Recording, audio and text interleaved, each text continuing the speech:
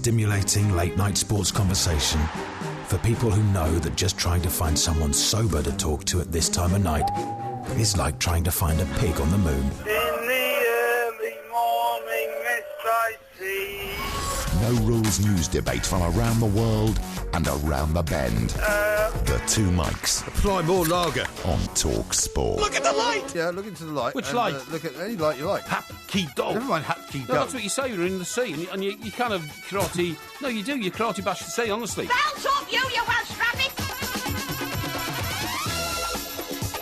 This is TalkSport Extra Time. I'm Mike Graham, and Mike Parry, of course, is here. Thanks very much indeed to Andy Goldstein and Jason Cuddy for the Sports Bar. Time to say a very, very good morning to Mr. Parry. A very good morning to you, Mr. Parry. Yeah, good morning, Very nice Mike. to see you. Well, it's very nice to see you as well, until you start talking gibberish and What do you mean gibberish? and drivel in your opener again. I mean, Well, I don't think there's why? anything that you could be describing as really? gibberish in there. Oh, really? What would you describe as gibberish in there, then? Why are you trying to take the mickey out of Harry Redknapp? Well, I'm not trying to take the mickey You're out of him. taking the mickey out of Harry He Redknapp. is quoted in one of the papers this morning, which we'll get to very shortly, in which he says he wants to get back into management because he's as sharp as ever. That's right. Well, that's right. Sharpness is not what we remember Harry Redknapp for, is it? Well, you see, you get me angry now, because outside there you were sniggering and making out that you said, oh, Harry Redknapp says he's as sharp as ever. Yeah. But you said, to me, he was only ever as sharp as a blunt knife anyway. That's not what I said. What did you say I then? did not say that. You were deriding his sharpness. No, I was not. I just said You the last derided time, his sharpness. The last time we saw Harry Redknapp, he was complaining that his knees were troubling him. He couldn't walk around a golf course. He had to go everywhere in a golf cart.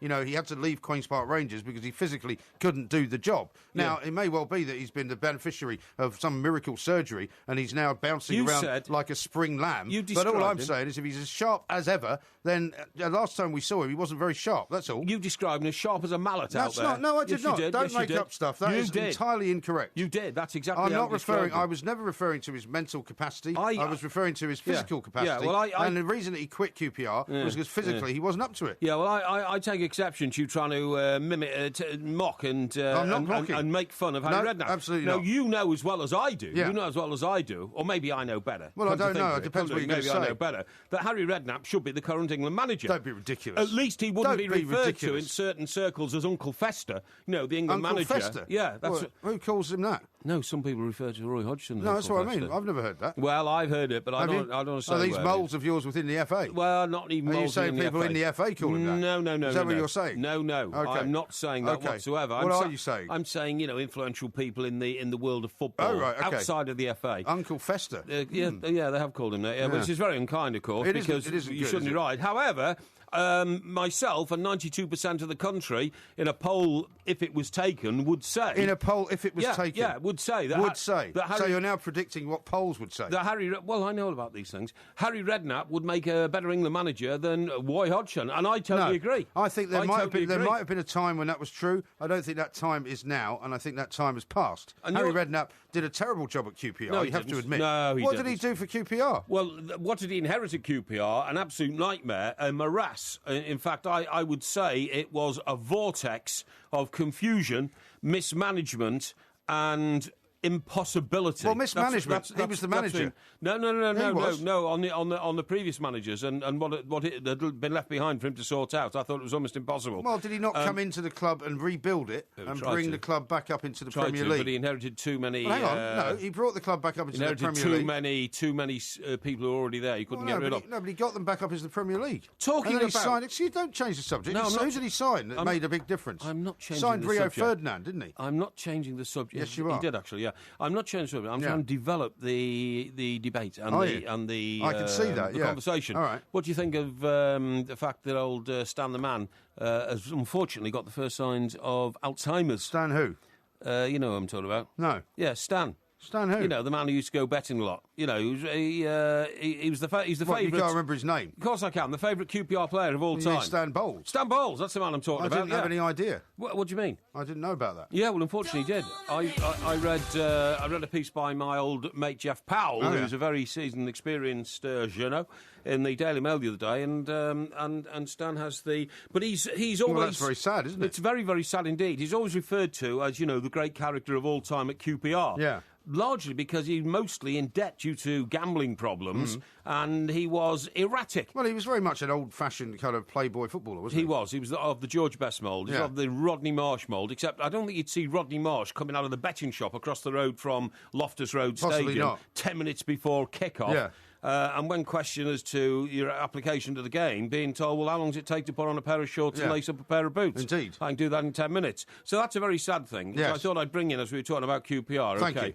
and to sort of give you a way out of your ridiculous prognosis that Harry Redknapp is not the sharpest tool in the box. That's not what I said. Which is what you meant. No, that is not what I meant. Which is what you meant. meant. Don't tell me what I meant. What I said to you was that if Harry Redknapp thinks that he's ready to come back into management, I would suggest that, he's it's more sort of hope over than experience, really. Okay. Because, I mean, after having his time at Tottenham, after having his time at QPR, and all the other various different jobs that he's had, and his age now, I mean, who would want to bring Harry Redknapp back into football? I'd have Harry Redknapp as the England manager tomorrow. Well, I think you're wrong. Well, I would. If it was a question of Roy Hodgson standing down and there was a vacancy, I'd say bring Harry Redknapp on. I think he should have the job in the first place. Now, well, I think Gareth Southgate should have the England job. No, don't be ridiculous. And I've been saying that for ages. Don't be ridiculous. I have made my peace with Gareth by saying he did extremely well. I believe that my consistent and constant pressure upon Gareth Southgate to improve and get his act together had some bearing on the result that we got in the You think he had some bearing? Well, there's a big game coming up tonight, which is live on Talk Sport, of course, against Italy. Would you care to make a prediction about that? I think England will win it because John Stones is playing in defence. John Stones is the best central defender in this country.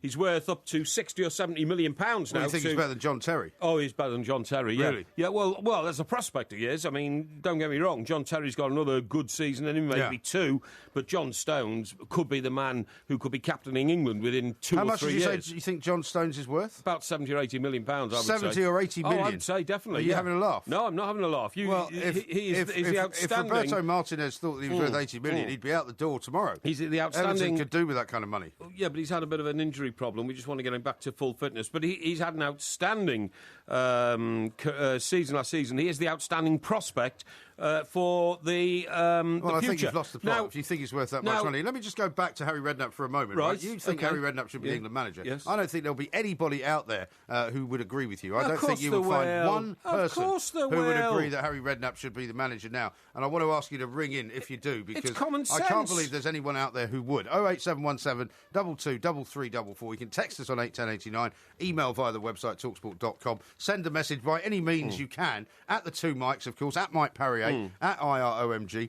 There won't be anyone who thinks that Harry Redknapp should be the boss of England. You name me another Englishman who could do the job. I've told you, Gareth Southgate. Oh, rubbish. It's always been said to me, well, it's either Gareth Southgate or it's Gary Neville. Well, there's two Englishmen. Gary Neville is outstanding in his application to his job. As a coach for England now, he is literally the hardest working coach you've ever seen. He goes into the video suite with players individually. He puts together these great videos, explains to the players their role in the forthcoming international, who they're up against, what they've got to do, and he's brilliant. And everybody talks about him very, very highly in the England setup and the FA circles. But to suddenly take over the international team with all the commitments that Gary has in his life... Well, I don't think that's why he's not the right choice. He has loads. That's what I'm saying. That's why he's not the right choice. I think he's too busy, because I think he regards, quite rightly, the England manager's job as a part-time job. You can't just do that in life and nothing else. That's Roy Hodgson's problem. Yeah. You can't just do that. You think Roy should get a bigger hobby or something? Well, no. I mean, he's got a lot of hobbies. He reads a lot of classical books and all that kind of stuff. But that, to me, is not the right sort of mindset for an England manager. No. But anyway, that's only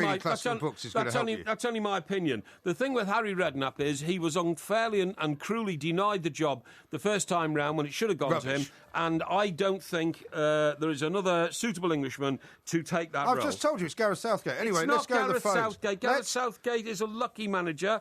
He only got a result in 4 minutes from time against... who were we playing in that second game? Sweden, that's right. And now we've got Italy, and Italy are a very, very good young team. And as John McCrick was saying a few minutes ago, the only reason why they're favourites in betting circles, England that is because nobody in Italy bets. Don't have any betting shops in Italy. I think you'll find that betting's been outlawed for many reasons. Anyway, let's go to the phones, because there's going to be people now disagreeing with you at 100 miles an hour. And here's the first one up, Vernon, who's down in Epsom, funnily enough. Vernon, a very good morning to you. Welcome. Yeah, hello. Yeah, very well indeed. Yeah, hi, Vernon. I mean, you don't tell me you agree with Mr. Parry. No, absolutely. I'm with Parry. I'm with Mike Parry on this. Thank you. Well, you think Harry Redknapp should be the manager of England? Yeah. When have you gone mad, Vernon? I was so deflated when the FA made their usual boring, predictable appointment of Hodgson. Yeah. And Southgate's like mini-me of Hodgson, you know. He's a lovely bloke, but he's cut out the same sort of suit as all sort of Bernsteins and your Brookings and your sort of FA stiff, starchy, collared. Yeah, all the guys that Mike Parry worked with. Sorry. Yeah, I know that, but Mike Parry... No, you don't know that, Vernon. He's trying to insult me, Vernon. Don't be dragged into that. I know. Yeah. Listen, I like both of you. I'm not going to take sides in this little domestic you're having, but I'm just talking as a neutral. Yes. I personally think that Harry Redknapp inspires me as a fan. I agree. I like... Don't you think it's a bit past it, Vernon? No, I don't agree with ageism. John McCrick was sacked at Channel 4, and that was outrageous. Look at their figures since he was sacked. Yes, they plummeted. Absolutely right. Absolutely right. Listen to you hanging on to any grim Excuse popularity. me, that's right. Harry has the right sort of approach for an England manager. He's 68. So what? So what? That's rubbish. That's irrelevant. So you're into ageism as well? 68 is irrelevant. He's an ageist, Vernon. Don't listen to him. Vernon, listen, I appreciate your call. We've got to move on because the time is upon us, I must say. How and we dare must you look point into out a man's age You when... don't appoint a guy who's 68 to be the England manager. Disgusting That's view. ridiculous. You shouldn't be having this on TalkSport. Is the management listening? Don't you try and just horrendously grip onto any kind of small level of popularity that you can get your hands on. Anyway, we're going to have more calls coming in on this. I want to hear from all of you. Excuse me. What? There's something else very important that we forgot to talk about. No, we haven't got time. Oh, the result of the poll we haven't last got time night. for that. No, we haven't got time. 08717 22 33 Should Harry Redknapp be made coach of the England football team? I don't think so. He's 68 years old. This is TalkSport. Measure up. That was... I bet you do, because you know. I can see in your eyes there's some recognition coming. Hang on. I wasn't really listening, actually. You weren't really listening? Can I hear another take of his voice, please? Yeah, okay. Yeah. Don't know, do you? Well, I wasn't listening, I told you. In Drury, yeah, that's right, yeah. I know. Mashing up Harry. Mashing up Harry, that's it, I like that, because he was great, wasn't he, on, what was it, My Fiddling Stick? Eh? My rhythm stick. Rhythm stick, that's right, the rhythm stick, yeah. Hit me with my rhythm stick. Hit me with your rhythm stick. Hit me with your rhythm stick. Hit me.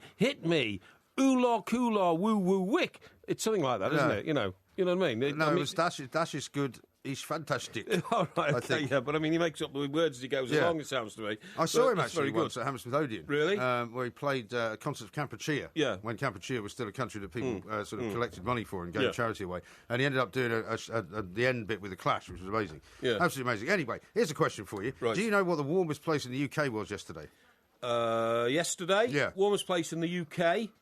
Is this a trick question? Not a trick question, no. I just happen to have seen this popping up on my Twitter. I would say it was probably somewhere like... Now, yesterday it rained like mad. I drove up from the coast. Can you try and be quick with the answer? Biblical. I would say You've got people waiting on the phone. I say Stornoway. No, it was Hereford. 22.6 degrees. Well, who cares about that? Well, it's an interesting piece of information. No, it's not. You know, this show is not all about feeding your ego. This show is about giving out information to people, making them smile, and giving them different subjects to think about. Who cares about the fact that Hereford was the warmest place in yesterday, except for a load of bulls in a field somewhere in Herefordshire? That's all Herefordshire's famous for. Really? So you were upset that people in Hereford now? Few apples. Now, we're going to take some calls in a moment here, right? Because I'm finding it astonishing that anybody agrees with you.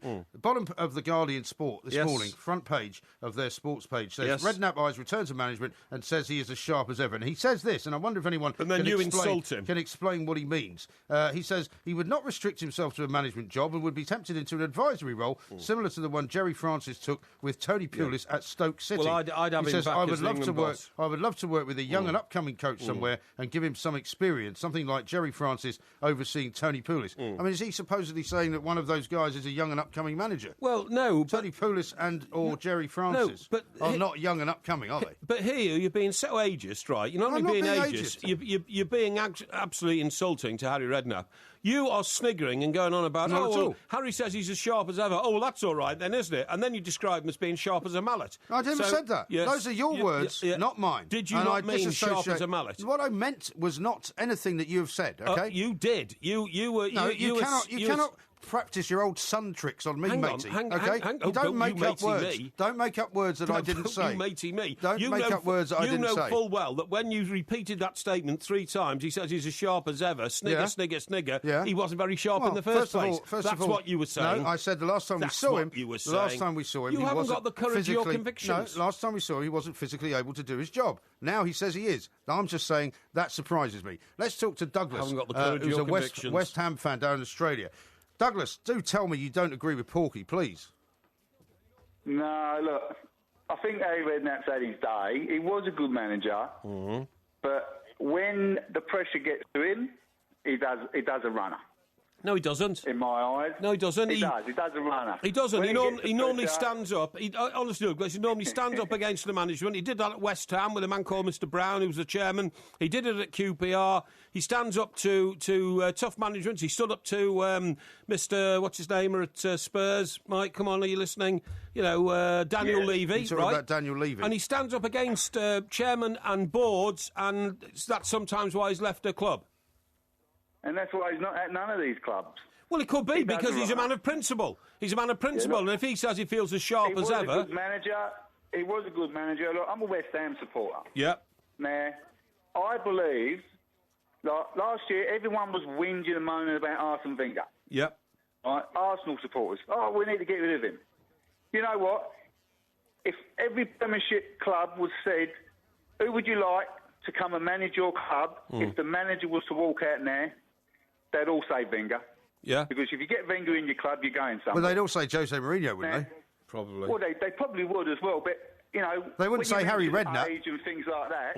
Now, Harry Redknapp's, 67? I don't know how old Wenger is. I don't know how old... Well, he's not far short of 67, I'm telling you. But they're not far short of that, but I don't think... I think Roy Hodgson's about 67. Yeah, well, that's a good reason why we shouldn't... I don't think it's got anything to do with the age. I just think he's had his day. You know, he's just... But it's not anything to do with ageism, Douglas. What it is about is that as you look down the Premier League, aside from Arsene Wenger, you know, the trend is towards younger managers. You look at Pep Guardiola, you know, you look at what's going on in Barcelona and Real Madrid and places like that. You know, they're not hiring 65, 68-year-old guys, are they? No. No, hang on. There's a raft of very old managers. Yeah. But when you're an England manager, you've basically got a pick of anyone in England that's English, that wants to play for England. So if you're a Premiership player, you're good enough for England. If you're not good enough for the Premiership, you shouldn't be playing for England. No, that's true. So but you see, but that's a very good point, Douglas. They can pick the best 11 players that are playing in England, and the manager still can't get it right. Yeah, but Douglas, you've made a point here which people have overlooked, and that is that, largely speaking, being the England manager is a part-time job. And it's not a job for a young man anymore. Yeah. A young man has got too much energy, too much ambition. Oh, so you don't want anyone with ambition or energy? I do want somebody, and Harry Redknapp still has ambition and energy. No, he doesn't. He does. He doesn't, by his own admission. But he also has... He says he's as sharp as ever. You snigger and say... Stop saying I sniggered. He's as sharp as a blunted knife. He left his job at QPR because he was physically incapable of doing it. Let's talk to Jordan in Stockport. Thanks for your call, Douglas. Jordan, very good morning to you. How you doing, boys? Right? Very well indeed. What do you think, Jordan? How you doing, Porky? You had your fish and chips today, or what? We're not conducting a programme here on my culinary taste, Jordan. We're talking about Harry Redknapp, please. Just the 2 portions, Jordan. Yeah. Well, to be honest with you, I'd take Harry Redknapp over Roy Hodgson every day of the week. Thank you. I think Roy Hodgson's just totally prehistoric. His ideas are backward, and I agree with what Goldstein says, Andy Goldstein, where he's like a dinosaur. His teams are not inspiring. I think under Redknapp, at least England would be more attacking, and at least they'd give it a go more. And yes. I just think Roy Hodgson, it's like he's a typical FA's choice. Like he's the safe choice. He's the establishment choice. And the thing is, remember when he was appointed, Mr. Bernstein was the chairman, and Mr. Bernstein looked in the mirror and said, "Wow, I look like Roy Hodgson. I think I'll appoint him, and we'll be the dynamic duo of the Football Association and take England to great things." Instead, they took us to terrible things. Well, exactly, but I mean, like, when Capello quit last time, about 2012, you know, it was obvious that Harry Redknapp at the time was everybody's choice. Exactly. They went with Hodgson. And he would still be in the job today. He would still be in the job Harry today. Redknapp wasn't everybody's choice. He was everybody's choice. He was one of the choices, no, right? He was and everybody's it was decided choice. that he wouldn't have been a great guy to do it. Now, imagine if he had got the job, right, and he had had the same physical difficulties that he ended up having at QPR. He wouldn't have had. He would have had to... What do you mean he wouldn't have had? He wouldn't have had because he wasn't on the training field every day in a club capacity. So you think he wouldn't have had to have an operation? He wouldn't have had to have bad knees? I doubt it very much. Rubbish. You can't hold up the process of time. I doubt it very much. Well, how do you know? Have you been speaking to his orthopaedic surgeon lately, have you? No, but neither of you. Neither of you. Well, I'm telling you something. I know a lot more about the Harry Redknapp situation than you do. Well, do tell then. Tell us. Well, I can't reveal. Tell us about I can't reveal secrets. But tell us about it. You know, Harry Don't Redknapp. sit there pontificating and pretending that you know something. We're not saying anything. Excuse Go me. on. Excuse me. Shut up for a minute. Oh. You know that I'm very now. close to West Ham United, and I have a friend there who's got a box, and he's very close to the club and the insiders, and you know, occasionally. What's his name? Talk to Mr. Gold. I can't go into all that. Well, you're plenty happy to give everybody else's name out. All I'm saying is, Harry is still very close to West Ham. Of course, the links there go back as far as his son having played for them, he having played for them. And I can tell you, I think Harry would have been up to the England job in a very, very big way. A very big way. Now, when are we going to have the results of last night's quiz, please? Well, no, we're not going to have them yet. Let me read, why is that then? Well, because I'm going to read you out some. We've got lots of tweets coming in and texts coming in, and I thought you might like to hear some of those. Who won the quiz, by the way? I'm going to bring you the results shortly, okay? Okay? Harry should be manager for England. Give him a 5-year contract, says Reggie. Steve the Hammer says, I agree with Porky. I would take Harry now. Alan from Bognor says, I'm a West Ham fan, and I don't think Harry should be manager. Sorry, I ain't got any other name for you, but please, not Harry. Scott, Sunderland fan, Harry, no chance. I'd give up on England if that ever happened. And here's one from Susanna from Inverness, born in Queen's Park, West London, says, Harry Redknapp every time. Brilliant England manager that never was. I'm a QPR fan too. Harry didn't fail at QPR. They failed him. Thank you. And here's one from Ian in not Ian in Manchester, no. Here's one from Frank in Harrow. It says, has Porky completely lost it? Harry's limped out. He was a piece of rubbish at my team, QPR. The whole of Shepherd's Bush is laughing at Porky's stupid opinion. Who is?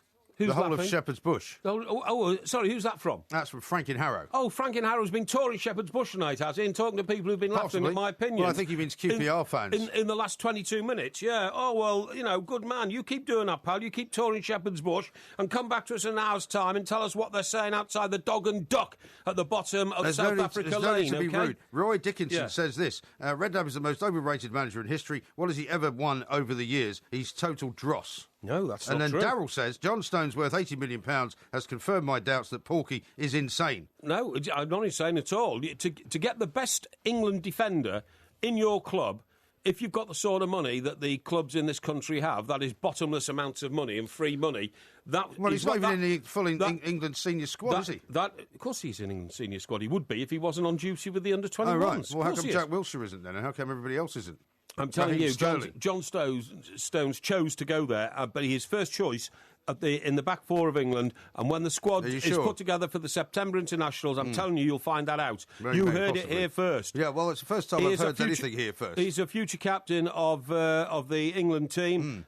He could very well lift the next trophy that our national team win. That's how important John Stones is. When do you think that's going to be? Well, I'm not going to gamble on that one. But what I was going to say is, when you've got a lad like that, you have got time because I'm speaking. Look at the time. Don't get annoyed. When you've got a lad like that, you have to understand his worth, and his worth is exceptional. You think he's worth 80 million?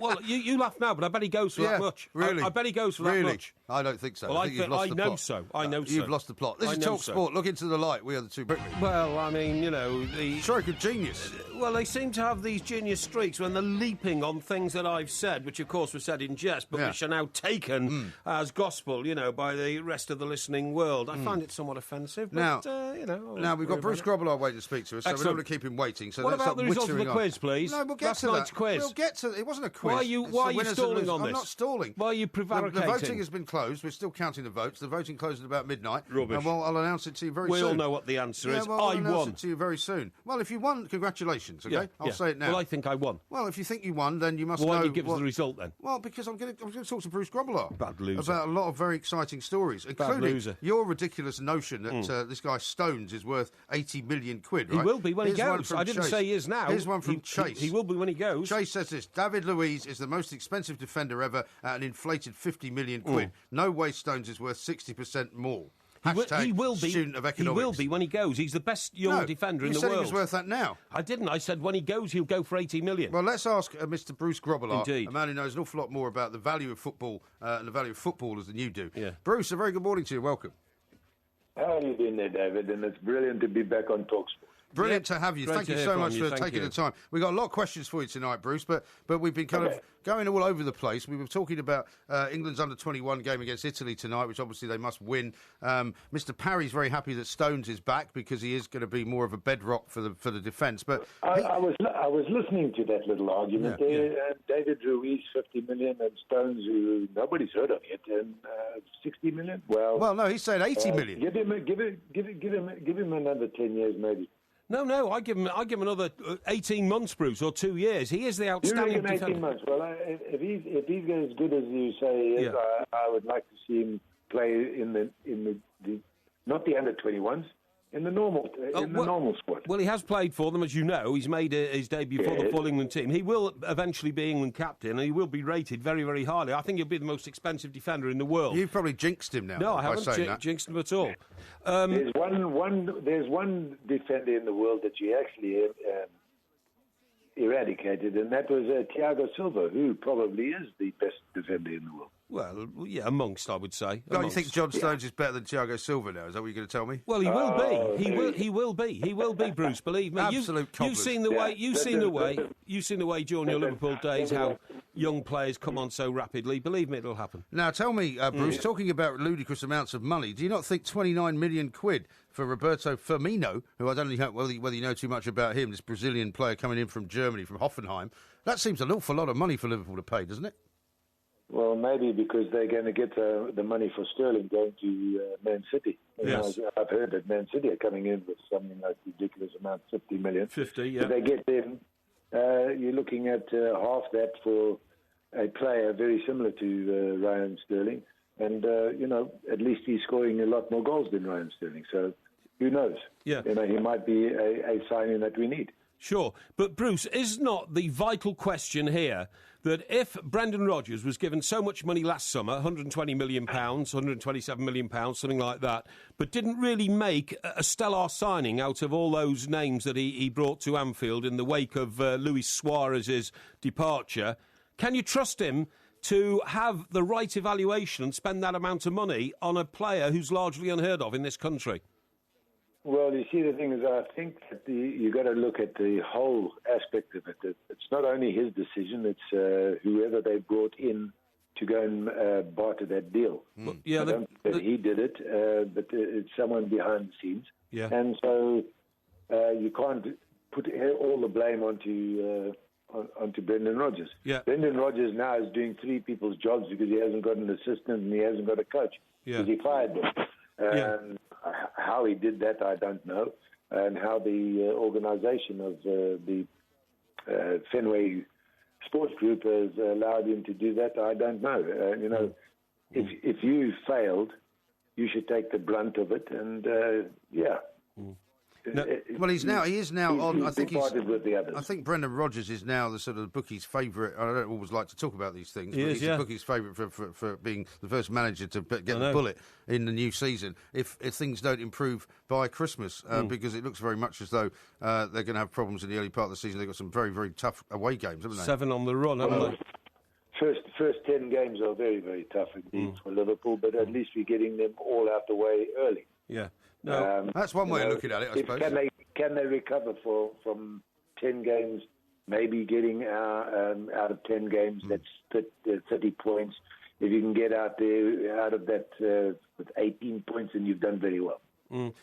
You see, the thing is, Bruce, I think it's ridiculous for Liverpool to go into a new season with Brendan Rodgers being the favourite to get the sack early on. That's not a happy situation. It's not a happy situation. And I think that Fenway, the people who own Liverpool, should have anticipated this and should have said, look, we've got to make a clean break now. Remember that... but who are they going to get in, though? Well, hang on. Remember that Brendan Rodgers is the first Liverpool manager to go 3 seasons without winning something since 1957. I mean, that's an amazing statistic. 56, I think, actually. Yes, yeah. No, amazing statistic. But if you have a look at the Fenway Group, they do not sack the managers Have a look at the Boston Red Sox. Until it's really dire, then they'll get rid of him. But it's not really dire yet. Yes, we had we got a second place 2 years ago, and when we lost Luis Suarez, then it all fell apart. Yeah. Our other boy, Daniel Sturridge. Sturridge, he got injured, and he was nowhere to be seen last season. They played Raheem Sterling up front. They haven't had a striker.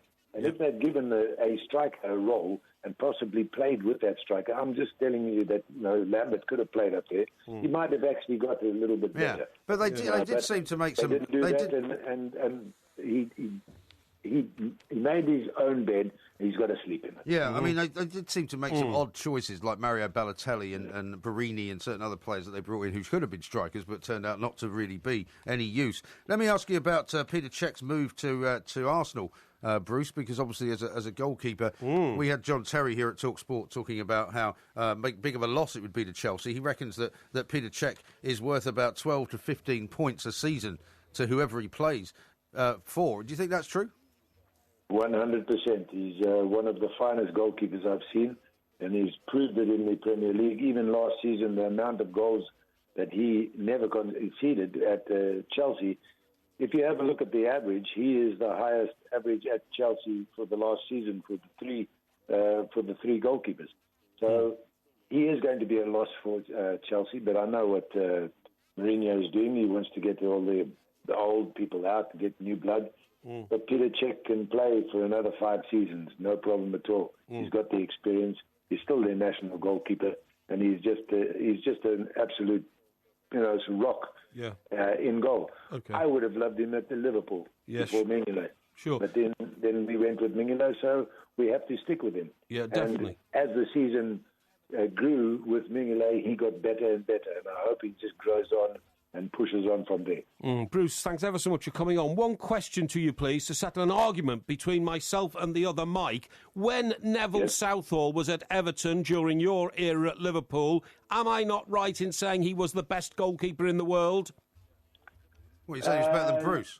Slightly. No. Listen. Neville is an unbelievable goalkeeper. Yes, probably the best goalkeeper that never went to a World Cup. Yes, of course, because he played for Wales. Yeah. But the best. He was. I think that's a no, Porky. No, I think that's a yes. But I think he was. He was an unbelievable goalkeeper. Now I've got the utmost respect for Neville Southall. Yeah. He's a great colleague. An enemy when we played against each other, but good guy off the field, and yes, I'm going to be happy to be meeting up with him in November in Liverpool. So excellent, we'll great stuff. Bruce, thank you very much for not agreeing with Mr. Parry. He did agree. Very diplomatically put, very he genuinely said the greatest goalkeeper never to go to a World Cup. That to me is the best in the world. No, it's not. It is. Well, you see, that's typical of you. You misinterpret everything that everybody says to try and fix it to your own agenda.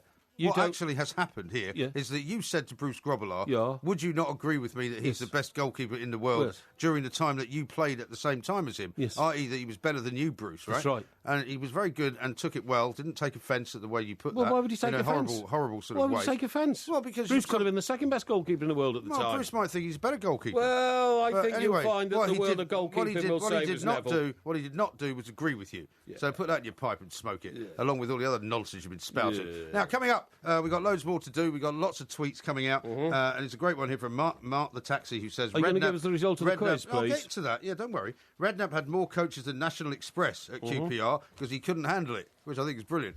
This is Talk Sport. Talk Sport on DAB, digital radio and 1089 and 1053 AM. The enduring home of football. It's modern radio, only better. Now it's Ask Porky coming up in a little while.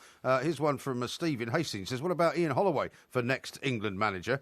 And here's one from somebody who doesn't give a name. Good morning, both Mikes. I would suggest giving Tony Pulis a chance. The reason being Pulis is fantastic at going somewhere new and getting the best out of ordinary players, let alone class players. As for Harry Redknapp, Redknapp, he always looks as though he's about to drop off to sleep. Nowhere near good enough to manage England. What's a ridiculous comment, honestly. I do respect the views of all our millions of listeners, but to say Harry Redknapp looks like he's about to fall to sleep... He's 68, for heaven's sake. Harry Redknapp is a man full of energy and fizz all the time. Whenever you see him, he's always bouncing around, he's got ideas. He's a fantastic character. Very alert brain. I give you that. He's a fantastic character, very alert brain. But by his own admission, as I said to you many times, he left QPR because physically he was not up to doing the job. Well, he wasn't at that particular time when he had a knee problem. He's had the knee problem sorted. I know that because I saw him walking around, what's her name, with his dog. What's her name? Yeah, when I was down on the coast a couple of weeks ago. Where was he walking? Was he walking down in Gosport? No. Was he walking down in Portsmouth?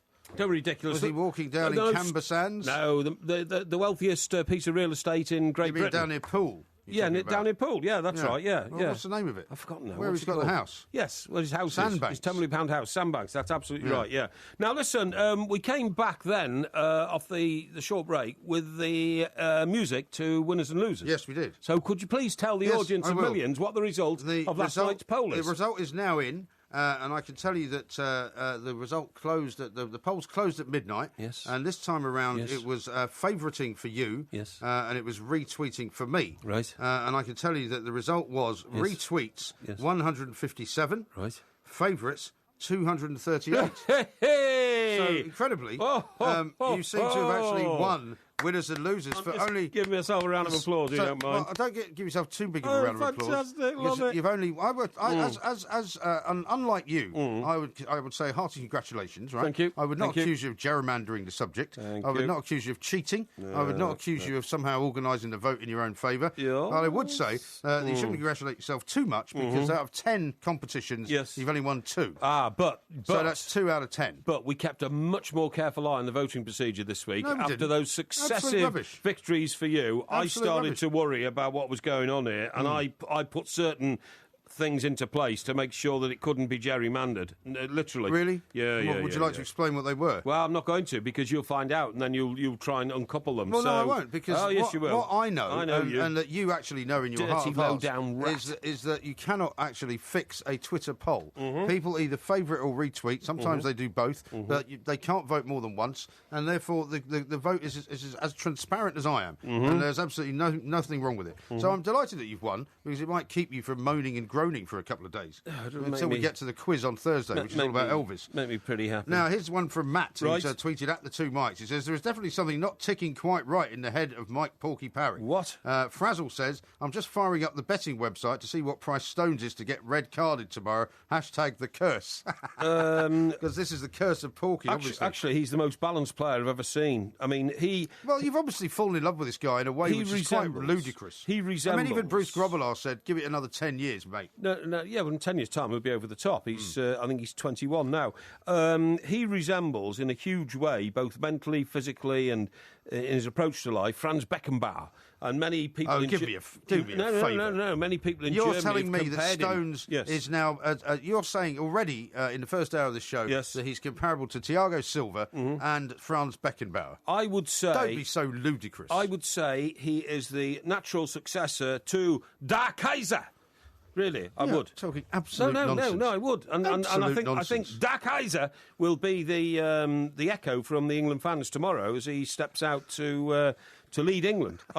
What's your problem? I'm terribly sorry. I'm just reading some tweets from some people here. Yeah. There's two, actually. Rob and Keith, both of a similar nature. Yes. I can just see Noel Edmonds on top of the pops now saying, now at number 3, here's Porky Jury and the, I can't say the second word, instead of blockheads, hit me with my fiddling stick.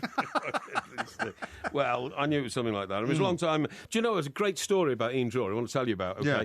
He was in the Ivy, I believe it was, okay? Yeah. And he shuffled around with a cane because he had polio as a child. Right. And he didn't shuffle around with a cane. Yeah. He walked with a cane. Yeah, that's what I'm saying, I mean, so he accused me of being sort of horrible to people. No. He overcame... When he was playing, actually, in the concert in Hammersmith Odeon, when I saw him playing with the Clash, he actually fell over. Oh, yeah, because he had great trouble actually standing in a microphone. He does, yeah. And it was great to see that happening because the boys from the Clash just picked him up and he carried on singing. Oh, he overcame... He's an amazing man. He overcame the adversity wonderfully well. Don't describe him as shuffling about. But he was very combative to other people and other artists. And I think it was the Ivy, it might have been another restaurant. Yeah. He met the great actor who played Lawrence of Arabia's adversary in Lawrence Omar of Arabia. Sharif? Omar Sharif, Yes. he's the boy. Yeah. And he didn't have much time for him, Omar Sharif. So Omar Sharif didn't have time for Ian Drury. No, they didn't have time for each other. Oh, okay. So Ian Drury went up to his table. He wasn't very tall, and Omar Sharif was sitting down. And he said, I don't think Omar Sharif was particularly tall either. No, I don't think he was. And he said, very nice to meet you. And the way he did speak, in a sort of broken Cockney accent, wasn't he? Very nice to see you.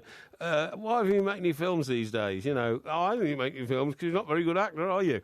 And, at first Omar Sharif thought it was a bit of a joke. Yeah. And then he said, by the way, I thought you were pathetic in that one where you're riding on the back of that camel all over the place. He says, you seem to me like you were going to fall off all the time. He said, what was all that about with Julie Christie, sleeping in a broken down palace in the middle of and all this, and then you went on and on and on until Omar Sharif got up and said, "If you don't shut up, I'm going to thump you." Presumably, Mr. Drury had a few at this point. I've no idea. Anyway, Mr. Drury didn't shut up. He just went on and got more and more insulting. Omar Sharif allegedly bashed him right in the face and knocked him over. Yeah, and he knew it was coming and he didn't care. Yeah. Well, I mean, he was a colourful character, certainly, no doubt about that. Yep. Now, let me read you a couple of other tweets that have come in. Kenny says this, Mike Parry is really a numpty out of the gate, trying to deride old MG regarding Harry Redknapp, then instantly mimicking what Roy Hodgson's speech like. I didn't, I just Yes, said... you did. Oh, he's universally known as Roy Hodgson, isn't he? Roy. Yeah, I know Roy because you disgracefully made up some allegation that I had supposedly insulted Harry Redknapp, which I hadn't done, and then you immediately insult Roy Hodgson. No, not at all. You come on, be honest, Mike, because if you can't be honest to your listeners, they'll never trust you and never believe a single word you say again. Right. When you said, "Oh, well, Harry Redknapp says he's as sharp as ever, so that's all right then," what you really meant was, no, you don't tell me what I really meant. He wasn't very sharp in the first place. No, that's not what I meant. You should admit that to your listeners, Not otherwise they're going to know that you're a fraud and a freak. No, a fraud and a freak. Yeah. It's pretty good coming from you. Yeah.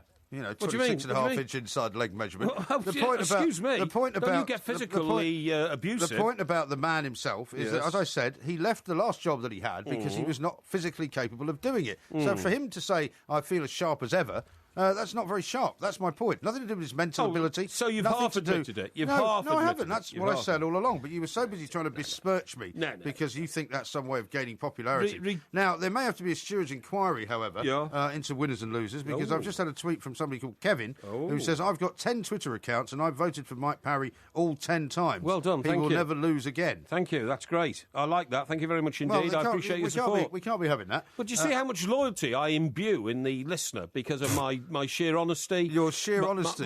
You've never told the truth once in your life. My sheer direct... You couldn't lie straight in bed. My direct approach to the facts of the situation. You have no facts. To the principles in life that need adhering to. Frazzle says, "I think he's mobilised the Twitter bots." Well, I'm not sure about that. Have you done that? But no. I wouldn't know how to do that. I'm not technically great like that. I think I've just captured the flavour of the nation, to be honest. Is that what you think? Yeah. You really do think that, don't you? I do. You actually have convinced yourself I do. you are supported in massive numbers by the bulk of the population of this country. I think I've captured the flavour of the nation, and I feel good about it because, as far as I'm concerned, I am the voice of the silent majority out there. I am the person who represents you. You're the voice of the asylum is what you're the voice of. I am, listen to me, folks out there, or millions of listeners, I am your raft in raging waters. I am your white water survivor. I am the guy who can do it for you, so stick with me, OK? Dear God. You've really lost it tonight, haven't you? I haven't lost it at all. Completely lost it. How about this from Bill? He says, "I think Mr. Parry's meds have addled his brain. John Stones is more Franz Ferdinand than Franz Beckenbauer." And that comes from a man called Bill. Yeah, what's wrong with Bill? Well, that's an impressive name, isn't it? Well, you don't like Bill. Bill. You don't like Bill? Like Bill. What about Bill Kenwright? Bill Would you say that to him when you sit in the director's box? Hey, No, Bill, no. you've got a really stupid name. No, Bill, I didn't it's say really it was boring. a stupid name. It's really boring. I did not say it was Bill, a stupid name. Why do you keep inviting me up here, Bill? Well, listen. A lot of my friends have got the name Bill. I mean, there's Mr. Kenwright, there's Clinton, of course. Oh, beep, there's and on your case, you've got friends called Bill, and you're one yourself, Billy Liar. No, I've got friends who keep giving me the Bill. This is my problem. Billy Liar. Now, mate, listen to this one. I want to give you this one from Ian in Manchester because it's a good way to sort of round up the last hour. Okay. He says, "Hi, gentlemen, great show." He says, "I'm leaving my wife in the morning. She's snoring next to me while I listen to your show. She doesn't know. By the way, could I have a good luck message, please?" Good luck for what? Well, he's leaving his wife, he says. No, that's rubbish.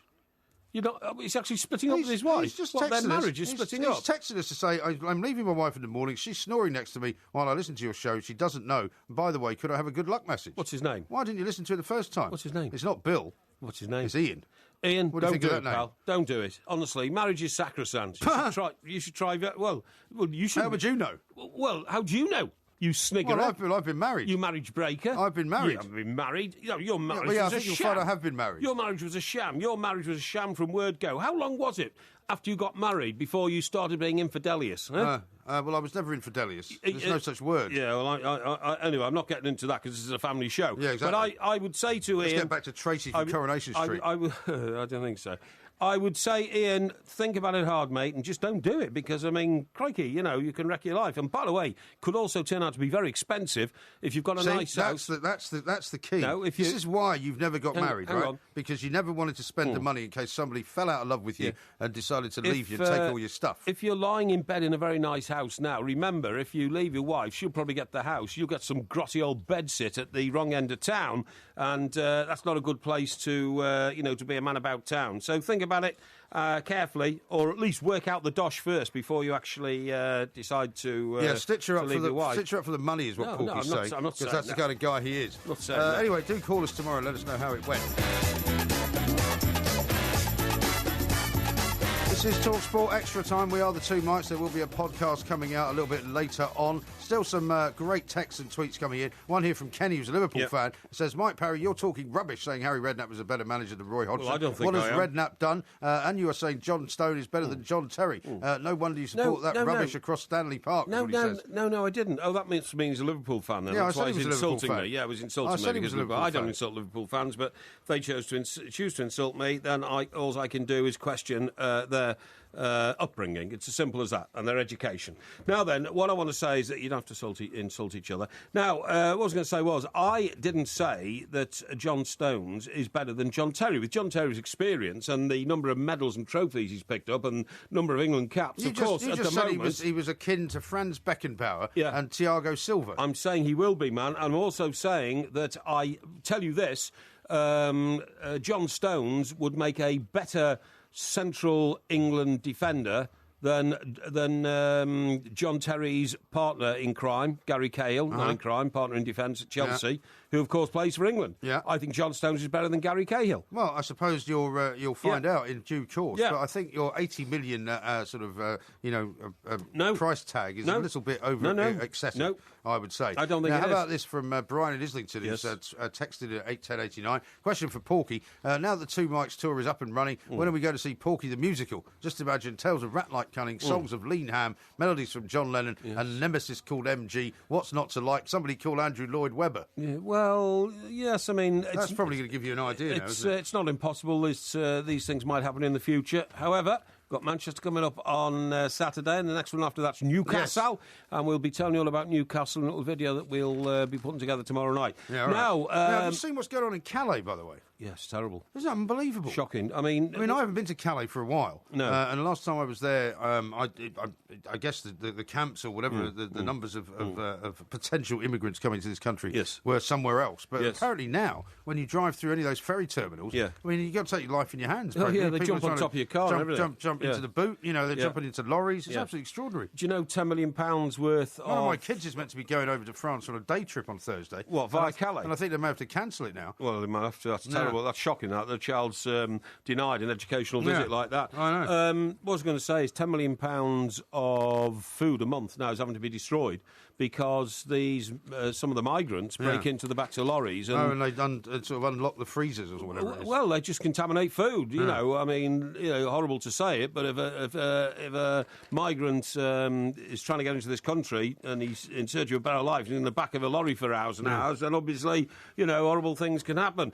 But what I was going to say was, I can't believe that they can't produce a lorry or invent a lorry or develop a lorry that is brake-proof into, if you see what I mean. You know what I mean? Unbreakable into, I suppose. Yeah. I mean, the thing is... I suppose you probably can't, because, you have to be able to open... No, because you have to be able to open the lorry. So, as long as it's got a door, somebody can break into it. No, but what I'm saying is this.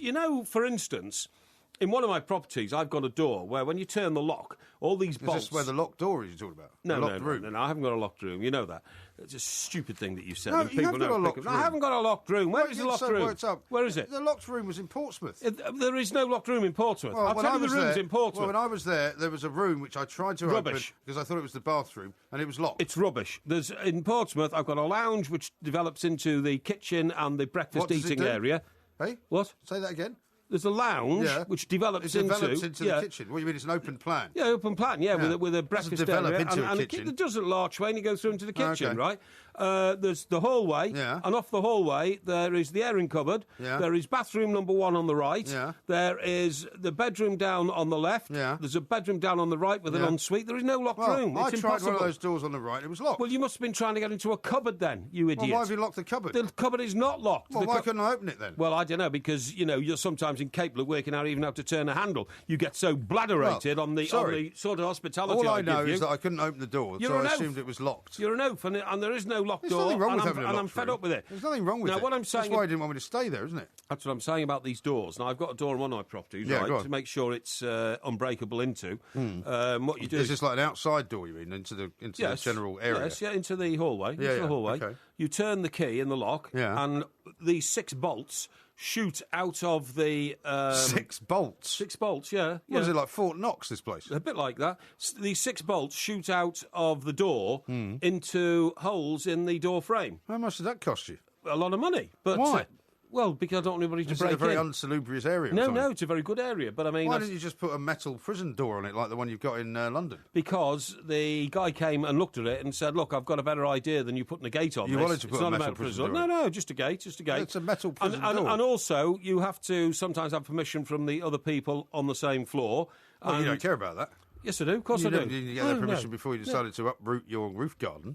Well, I mean, that had to be done because that was outside. But anyway, the point is, these bolts go into the door frame, and, I mean, you would literally need... It's like those doors you see in, like, Ocean's 11 and all that, when you go into a bank vault. Yes, that's right. You've got those big metal sort of studs, or whatever, if you like. I'm telling you, to get through my door now, you'd either need a JCB digger, which you'd never get up onto the floor that I live on, or you'd need Hagar the Horrible and 30 of his people with a battering ram running at the door 3 or 4 times. What if they decided to come in through the window instead? They can't come in through the window. Why not? Because it's a penthouse and you'd need to fly in on a kite or something like that. You couldn't get up on a ladder? No, you couldn't. Well, one of your penthouses on the 4th floor. No, you couldn't get up there on a ladder. It's far too high. What about scaffolding? No, rubbish. I mean, you're talking nonsense. Anyway, the point is, all I'm saying is, if you put that technology into the doors on the back of a lorry... It's probably too expensive. The door on the back of a lorry... It's probably too expensive. It's more expensive when you're writing off £10 million worth of cargo maybe it's not. every week and all that kind of stuff. Maybe they claim it back on insurance and it doesn't cost the company I don't know. too much money. Listen, by the way,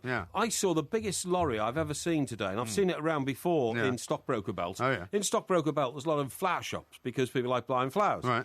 Because they have large disposable income, so they spend a lot of it on flowers. Do they? Yes, they do, yeah. Now, this lorry comes over from Holland, and I can tell it's from Holland because it's got a Dutch plate with Holland written on it. Really? Yeah. Does it not say NL? Yeah, it does, yeah, absolutely. So it doesn't say Holland at all, does it? Well, I mean, I can interpret what NL means, can't I? Netherlands. What do you get so worked up about? Because you question everything I say. Well, because I'm interested in accuracy in this programme. No, I'm not interested in sort of, what you think is accuracy. Now, let me just tell you. But you weren't very accurate about the poll result on the... I gave you the exact poll result. Yeah, but we're an hour into the show. How was it inaccurate? Hour into the show. Well, it doesn't matter. We had a lot of other things to do. Before you'd actually reveal it. Anyway, I was having to check the numbers because I wasn't sure that they were right. Now, this lorry, right, this pulls up outside the flower shop, and I just happened to be walking past today, and then there's all this hissing noise, which means all these pneumatic things are happening, you know what I mean? The air brakes. Yeah, the air brakes, but it's more than that. Suddenly a door opens in the side of the lorry, like a door, the steps come down, and the fellow comes out and says hello, and I said hello, and I looked inside, and it's a flower factory. It's a flower factory being towed around Europe. What, you mean there's people in there making flowers? It's amazing. They're making up flower arrangements. People in the back of the lorry? In the back of the lorry. Really? On the move. It's unbelievable. How many people? I saw about 2 or 3 people inside. That doesn't sound like a good job, does it? Well, it just sounds like a fantastic job. You're trapped inside a moving container. Yes, a moving container. Which doesn't have any windows. Doesn't have any windows, no. But apparently... That's horrendous. But apparently you cannot... Maybe they were actually... maybe they were people who had smuggled themselves in and they were just pretending to be working in a flower flower factory. No, on they wheels. weren't. They had like green things on, green things to protect them from the flowers, all that kind of stuff. Because you wouldn't be wearing one of those if you're pretending to be working in a flower factory when in fact you're an illegal immigrant. But anyway, this flower lorry is massive, and it goes around all the flower shops and delivers the flowers. So I'm just thinking, how do you make that work? How can a bunch of flowers, which cost like £5 or £6, possibly lead to, driving a flower factory around? You haven't bought flowers for a while, have you? No, I haven't. Around Stockbroker Belt, sorry. You don't get many flowers in a florist for £5 or £6. No, you do if they're daffodils. I like daffodils in the spring. Well, they don't come from Holland, do they? A lot of them do. No, you grow daffodils here. You can grow them anyway. You can grow them in Holland as well. I know, but don't worry about that. But there's no point in importing. I'm not worried about it. But there's no point in importing daffodils when you can grow them in a field in England. I think it's a brilliant business, you know that. I suppose they bring mostly tulips because... tulips from Amsterdam. Tulips from Amsterdam. Roses, I suppose. A lot of roses, all that kind of stuff. Because, of course... Because Holland's so flat. You've seen the time, by the way. So flat, it grows a lot of flowers. You can't grow flowers on mountains, that's the problem. Well, you can grow mountain flowers on mountains. No, you can't. Yeah, you can. Well, yeah, but I mean, the goats eat all those, don't they? On the mountain? Well, it depends how high up you're talking about. Yeah, well, they do, don't they? That's what a goat's employed for, to eat everything. Goats are not employed. What are you laughing at? They're not employed. Well, you're not. They're not. They don't have national insurance numbers, for heaven's sake. This is Talk Sport.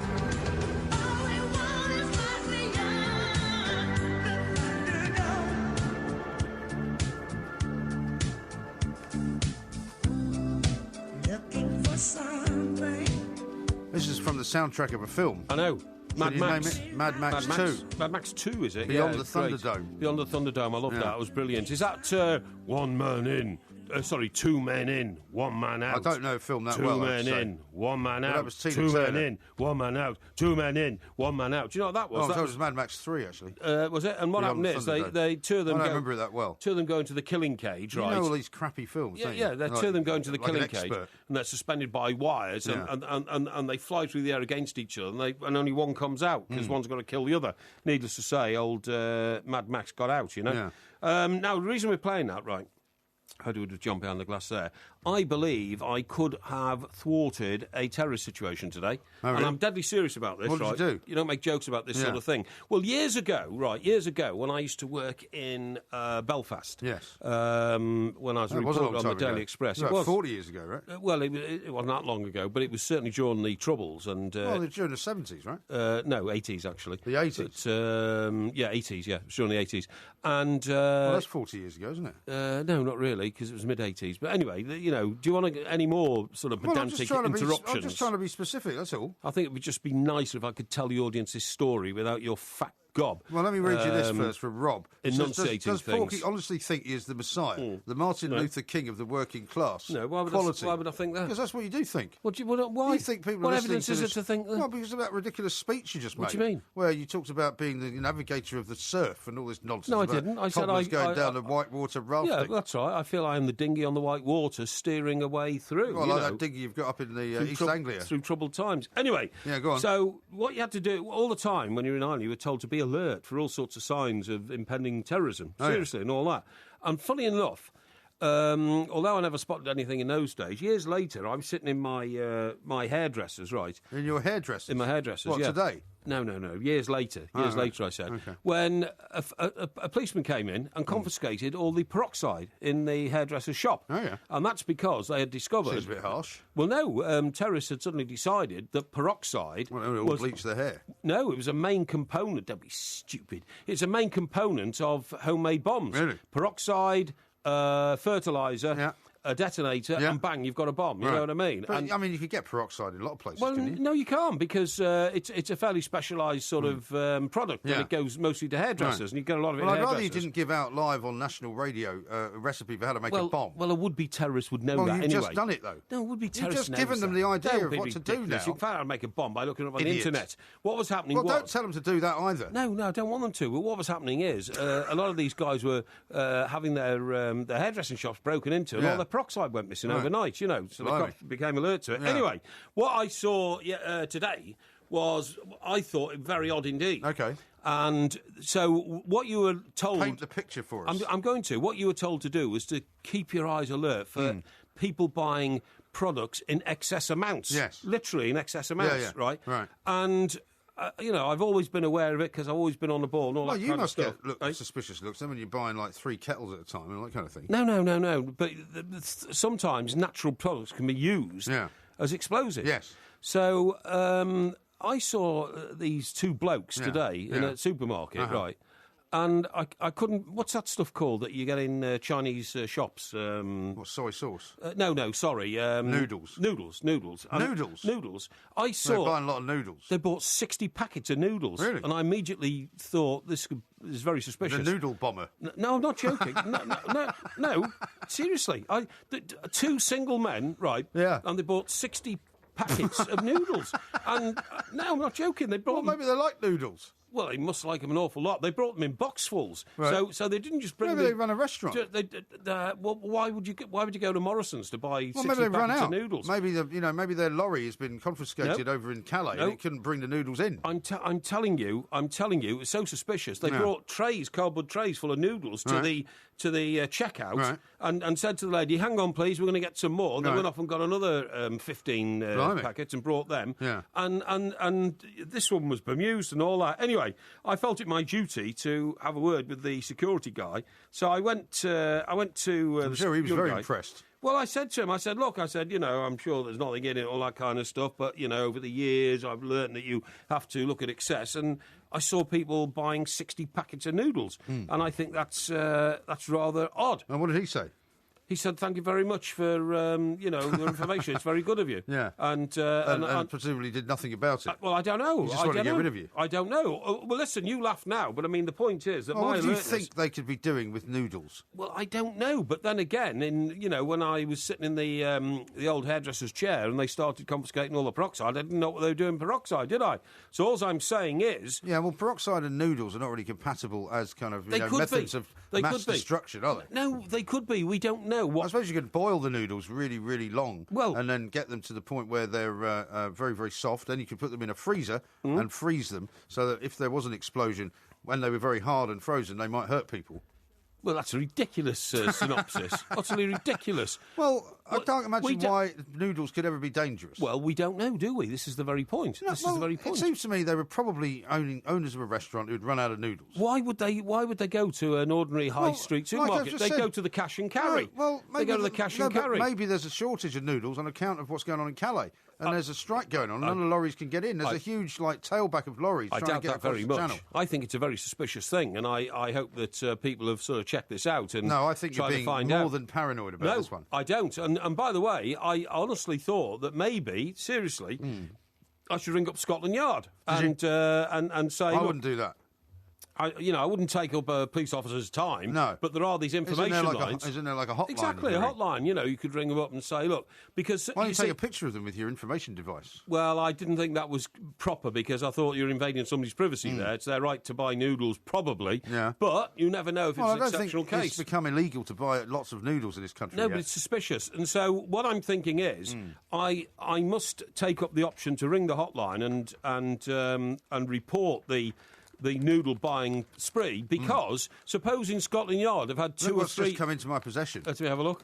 It's a packet of instant rice noodles. Well, there you go. Yeah. Maybe they're just buying them in bulk so they can get them cheap and selling them on. Maybe there's a world noodle shortage. How about that? What do you think? No, they were all the same price. See if you can find any ingredient in that, right? Which might be somehow used nefariously. This is a very good point, actually. That's Check out the ingredients. But if Scotland Yard... Got any peroxide in them? No, of course not. Don't be ridiculous. If Scotland Yard suddenly get a load of people glass noodles. Glass noodles could be dangerous. What? Glass noodles.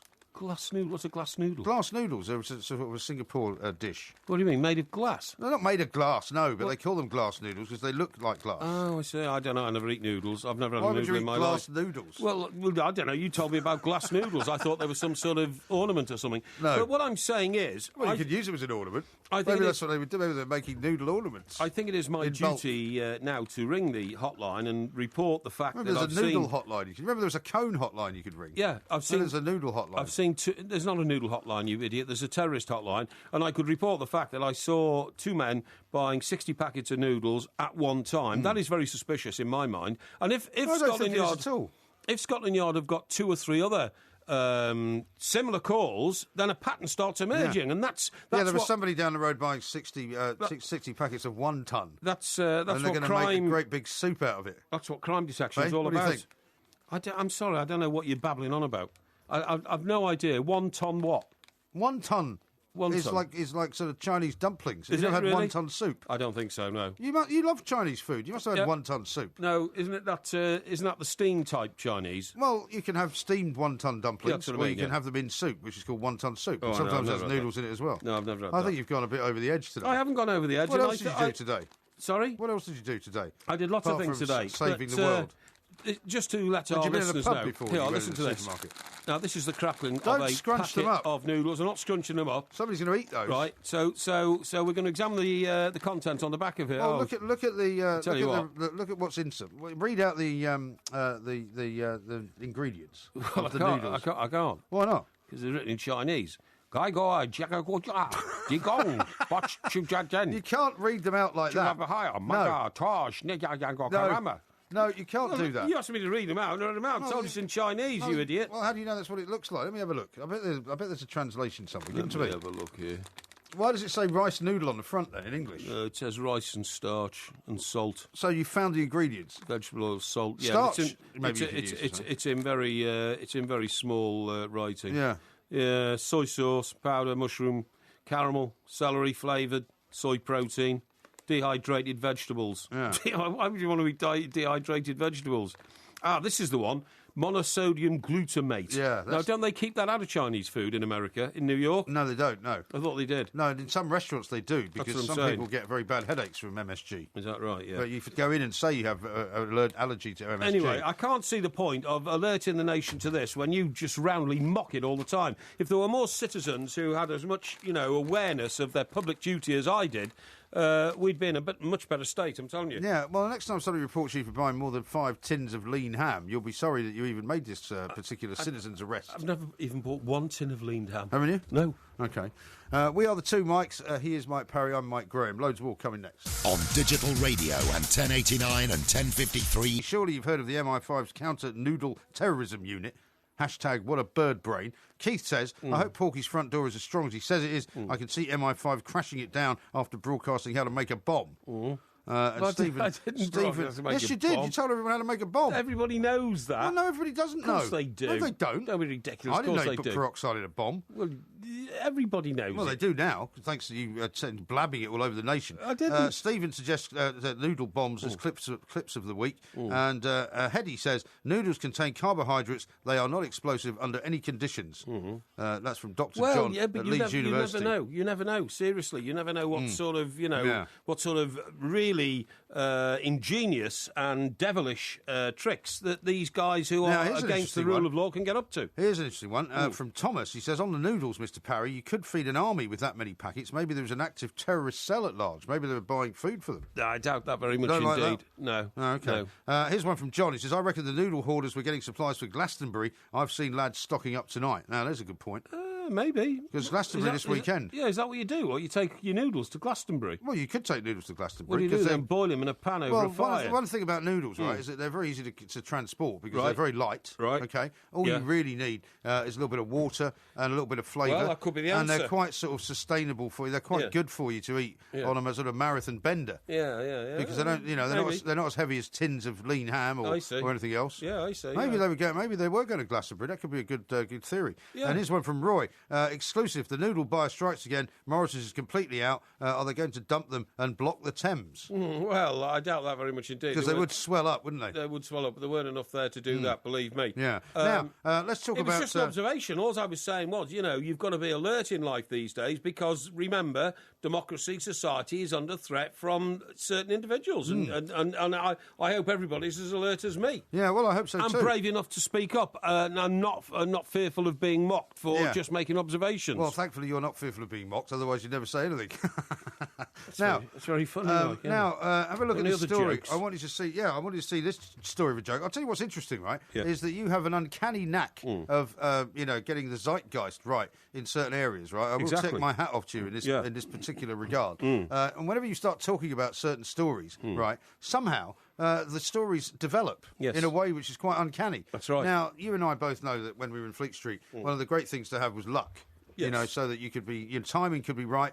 You could be the greatest reporter of all time. If you had bad timing or no luck, you'd never get any stories at all. It's true. Yeah, and you and I both, I think, would be described as having great timing and very, very good luck. Yes. Now, we were talking just the other night. You were saying that Formula One is a dead sport, right? It's completely, boring now. I think you'll find that it was one of my losers in the winners and losers, and that's what brought me a record victory in the poll you announced. I haven't half an hour ago. I haven't checked whether it's a record victory. It's certainly quite a large victory. Yeah. But anyway, there's a piece of The Guardian today, right, that says Qatar, who are trying to buy up every single sport in the world, along with the owner of the Miami Dolphins, are about to make a £5 billion bid for Formula One. Yeah. And the idea apparently is that they're going to push it further into Asia, into China in a massive way, and further into America. Yes. Which would mean probably that it would become less of a European sport and more of a kind of a worldwide sport. But that's always going to happen. That was always going to happen. I mean, the point is, when Bernie Ecclestone ran Formula One, which he doesn't now, by the way, I think he's holding... He's apparently got 5%. He's got 5%, and the rest he sold, didn't he, to CVC Capital Partners. Yeah. I know that because I'm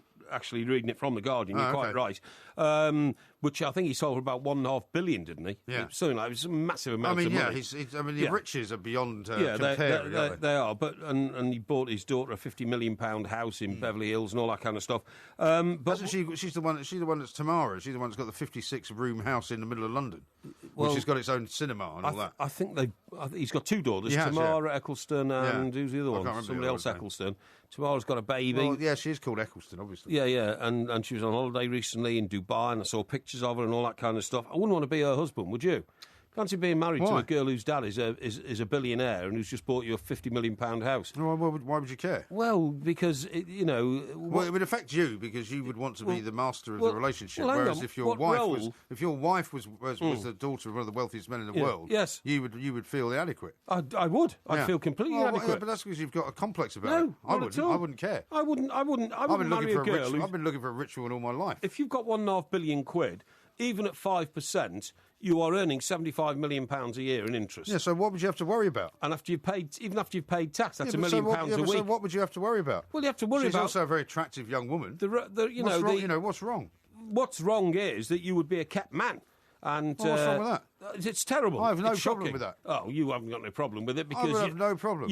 So you could go without working, just be a kept man. Yeah, I could. Yeah, really. Because I've worked all my life, and I've kept a lot of women. That shows. So why not have the tables turned? Yeah, once in a while? That shows in your attitude to life. I sometimes wonder. Well, so you think particularly when we do these live stage shows, just how much energy you can put into your work. No, you think that laid somehow back isn't the word. No, because you're horizontal. You're such a sort of ridiculous old sexist that you think being supported by a woman is somehow a bad thing. I don't. It's just in my own personal mind, I feel that I'm still the hunter-gatherer. Yeah, but you're not, though, because you don't hunt and gather for anybody apart from yourself. Well, listen, I still think I have that role, and that's the way I feel. If the human race was reliant upon you to keep it going, it would already be extinct. Most males feel like I do. No, they don't. Absolute rubbish. They do. Most men do not stay at home and bake bread. Get back in the 1950s. Well, OK, if you're so right, then why isn't the world divided 50% into women who go out and work and men who stay at home, and men who go out to work and women who stay at home? It's not divided 50% each way, so I'm right and you're wrong. No, really. So do you want to talk about this Formula One story? That's a fascinating way of looking at the world. Now, the point is with this... so tetchy tonight. You should be happy when you... No, it's because you're jumping down my throat on everything I say. Not at all, absolutely. And I'm getting rather fed up with it, actually. You're becoming a bit of a bore, actually, in this show. Oh, really? Now what, you mean because I'm actually trying to get a word in edgewise? Now then, can I just tell you, this Formula One story is very interesting to me because I believe that Formula One is actually suffering a crisis of identity. The cars are too easy to drive. Yeah. They don't make enough noise, so there is no roar of an engine anymore, so you don't feel like you're at a race circuit, right? Yeah. The means of overtaking has almost been completely eradicated from the sport. You just see it occasionally, but not very often. And the rules surrounding the constitution of the teams is so complicated that certainly no racing fan can understand what it's all about. So they get lost in the myriad of, And also they keep moving... 10-second penalties, 15-second penalties. And they keep moving the races around as well, don't they? Keep moving the races around, so you can't say, we've gone back to good old what's-her-name like it used to be and all that kind of stuff, okay? Right. So what I'm saying is, if these guys are coming in now and Qatar wants to run the whole of the sporting world to reinforce its reputation as the sporting capital of the world and therefore make sure it retains the 2022 World Cup, okay? Well, if they're going to spend £5 billion on buying it, that's up to them. But I think they're buying into a sport which is not on the upward part of the parabola that we talk about. I think it's reached the top, and I think it's on the far side of the parabola coming down. But also, don't you think, with whatever Qatar kind of gets involved with, that it will inevitably kind of sanitise it even more? I mean, nothing was more depressing to me than watching the last Grand Prix of the season last year, which was in, I think, Bahrain, wasn't it? Yes. Or Abu Dhabi, one of the two. The night one. Yeah, the one at night, yes. And when it was all over and done with, and Lewis Hamilton had won the race and everything else, and it looked weird anyway, because it looked like it was on a kind of kid-scale electric track, right? Yeah. And the floodlights somehow didn't work. Brand new track. Yeah, but it looked like it was made out of toy stuff, you know? Yeah. And then when they exploded the bottles of champagne on the podium, it wasn't real champagne, because they're not allowed to have real champagne it's a dry because state. alcohol is banned. Yeah. You know, I don't want Formula One in a place like that. Well, you say that, but I don't want it there. Well, you've got to accord to local customs. No, and local customs sorry. is they don't like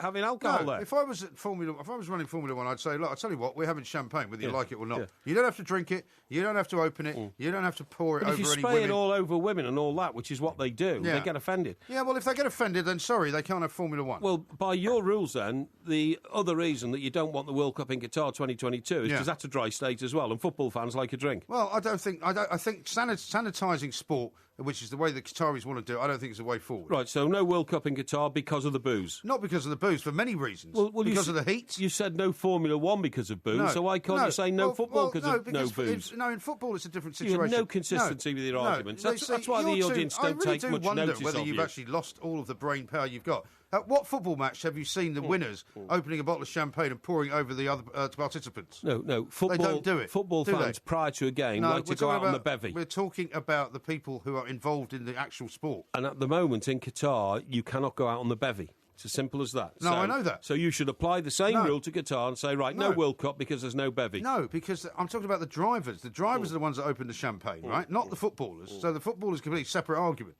Do you not get that? Of course I do. Until very recently, footballers were awarded a bottle of champagne for being man of the match. Yeah, but they don't open it and pour it all over each other, do they? What, when they get back in their dressing room? Bet they do. You're making a ridiculous point. They don't do it out in the open in front of the cameras. Well, I'm sorry, but you're all over the place tonight. You really are. Yeah, well, once again, more projection from Porky. And you think I've been drinking? Really? Yeah. Well, we'll have a test, shall we? Should we have a breathalyser test? Yeah, good idea. Right. This is Talk Sport. This is Talk Sport Extra Time. We are the two mics. There will be a podcast coming out a little bit later on this morning, around about 9 o'clock. Also, of course, we're going to be doing Ask Porky coming up in the next hour. We've got loads and loads of questions from Mr. Parry. Yes. But if you haven't yet contributed, then by all means tweet them at the two mics, or you can ring up as well, because he's here to help. I'm here to help. You are here to help. Yeah. Now, you've been particularly nasty tonight to me, so I thought it would be nice to talk to somebody who genuinely is nasty. Oh, yeah? And it's Nasty Nigel. Nigel Lythgoe. You might remember that song might have jogged your memory. Yes. For Pop Idol. Yes, that's which right. Was the show that Nigel. That was won by Will Young, wasn't it? It was run by Will Young. Yeah, I think in the first year beat Gareth Gates. But Nigel is a massive football fan, big Liverpool fan. He's from the Wirral originally. Right. He's over in America. He's been involved in all kinds of reality TV stuff. Let's say a very good morning to him. Nigel, very good morning to you. Welcome to the show. Cheers, Mike. Thank you very much for joining us. Now, as I said, Mr. Parry and I sort of spend most of our evenings here rowing with each other and generally not being very nice to each other. But has Nasty Nigel kind of travelled over to America, or did you have to mellow out a bit when you got there? No. I brought Simon Cowell out here for American Idol, so nothing was mellowed. Right. It was all good stuff. I mean, even to the point that someone was going to threaten to take him out with a baseball bat in the first season. Yeah, well, I mean, that's one of the things, isn't it? That's because in this country, I mean, people are quite well used to being kind of barracked and poked, having people poke fun at them. But the Americans not quite so much, are they? Not originally. I mean, it was like anyone that competed got a medal. You know, everyone was a winner. But somehow across the seasons, you know, they started to realise, hey, no, we do have some losers here. And we do have people that sing out of tune. And they should be told and not waste their money on singing teachers. And Simon was the man to tell them, you know. Indeed. Nigel, how do you rate the comparative abilities of those in the music industry between America, where you are now, and Britain, where you developed your career? Because, you know, as a Brit myself, who sort of, you know, emerged from the 60s, I would say Britain is the leading music country in the world. But you may now disagree. I don't disagree, especially during the 60s. And what we didn't create in the 60s, we brought to light. In other words, you know, if there hadn't have been an England and a Britain, I don't think Motown would have been as successful as it was. We supported a lot of the black artists that were coming out of America. Yeah. It certainly influenced them. You know, if you remember that first Beatles album, the Please Please Me album, yeah. It had Wait a Minute, Mr. Postman on it, and all of those... That's right. Great R&B tracks. That was the sort of influence of a lot of the bands during that time. Certainly the Stones as well. Absolutely, you know? Rolling Everyone Stones. was into Howlin' Wolf and all of the sort of black American artists when they were being ignored here. So I think Britain has been exceptionally creative and remains so in the music industry without question. But a country as large as America, you've got to recognise that there's going to be ratio terms, an awful lot of great talent out there. Yeah, huge pool of talent, yeah. But, I mean, it's fascinating, isn't it, how, I mean, the X Factor over here, of course, Pop Idol, American Idol, we've seen Britain's Got Talent. I mean, we're told nowadays that the kind of the ratings for all these kind of singing shows and talent shows are on the wane a little bit. And yet, you know, we've still got, still a very vibrant music industry around the world. Is the future sort of not discovering people in the way that you have been for the last few years, or is what's going to be the next thing? I suppose is the right question. Well, if I knew that, I wouldn't be talking to you. I'd be doing it, to be honest with you, Mike. Well, it's probably not Mike Parry, who just fancies himself having quite a good voice, has to be said. Yeah, exactly. Okay, well, probably we'll listen to him in a minute, shall we? Yeah, good idea. I could certainly sort that out. We can audition. We can audition. We should do an audition for you. Yeah. Well, I made a record. Well, I'll tell you what. Why don't we choose? You can choose a piece of music to sing to. I made Paint It Black. I made a video of Paint It Black, and it got into about number 64 on the chart. Nigel, let's get to more important issues. Did you go to America because you finally lost patience in the revival of Liverpool Football Club under successive managers? Ouch! That's a little unfair. Mike Parry, by the way, is an Everton fan, Nigel. I should tell you. I am. My dad was, Mike. My dad was a toffee, right? And I sort of grew up in an Evertonian household and rebelled. Well, I don't know. How did your parents allow you? It never been allowed in my house. I was brought up in Chester by parents who were refugees from Birkenhead post-war, and the idea of supporting anybody but Everton because of my father and grandfather never came into the equation. Well, I think the great thing was in those days especially, there would be whole households split down the middle. It wasn't, you know, it was accepted to a certain degree that you could support who you liked. And at that point, you know, Bill Shankly, when I sort of became involved with Liverpool, Bill Shankly was in charge, but we had a fantastic team. Yeah. We were doing brilliantly, as Everton was with Joe Royle. Yeah. So, I mean, it was a great time for Merseyside soccer. I think, you know, last year, when we had, you know, the SAS, as it were, with Sturridge and Suarez, Suarez, it was an incredible time, and you know, everything sort of goes back, I think, to that little slip that Gerrard did, and exactly. You know, that Chelsea keep reminding us about. Yeah, they do. There was so much that sort of just went wrong in those last couple of games. Otherwise, we'd have been there. Yeah. No. And this season, you know, this last season, we've not had a striker, have we? No, that's true. I mean, you know, it's with what was happening with Sturridge, you know, we just didn't have a striker. So, it's difficult to talk about it. And we don't seem to be buying one. I mean, everything I'm reading over here is we keep looking at buying defenders. Well, there's one. I mean, I've got some good news for you in that case, Nigel, because according to reports here, you've just bought a guy called Roberto Firmino for $29 million, who plays for the incredibly successful German team of Hoffenheim. Hoffenheim. Yeah. I thought they were Dutch. They're German, are they? Okay, good. Are they? I thought they were Dutch as well. Maybe they are Dutch. Yeah, they are. They're Dutch. No, they're German. We're told they're German. But anyway, it sounds like Dutch to me, but they are Doesn't sound German. like Dutch. Anyway, nobody's ever heard of this guy. They were Dutch, but they were taken over by the Germans. You're absolutely right. Probably. The Germans take most things over in Europe, so you're quite right. Including Greece. Absolutely. Now, listen, we talked... Yes. I mean, Nigel was kind enough to say give you a little audition. OK. So do you want to give Painted Black a little go? I won't give it Painted Black. Yeah, I tell you. Well, we've just got the music for it. Well, no, I'll tell you what, Nigel.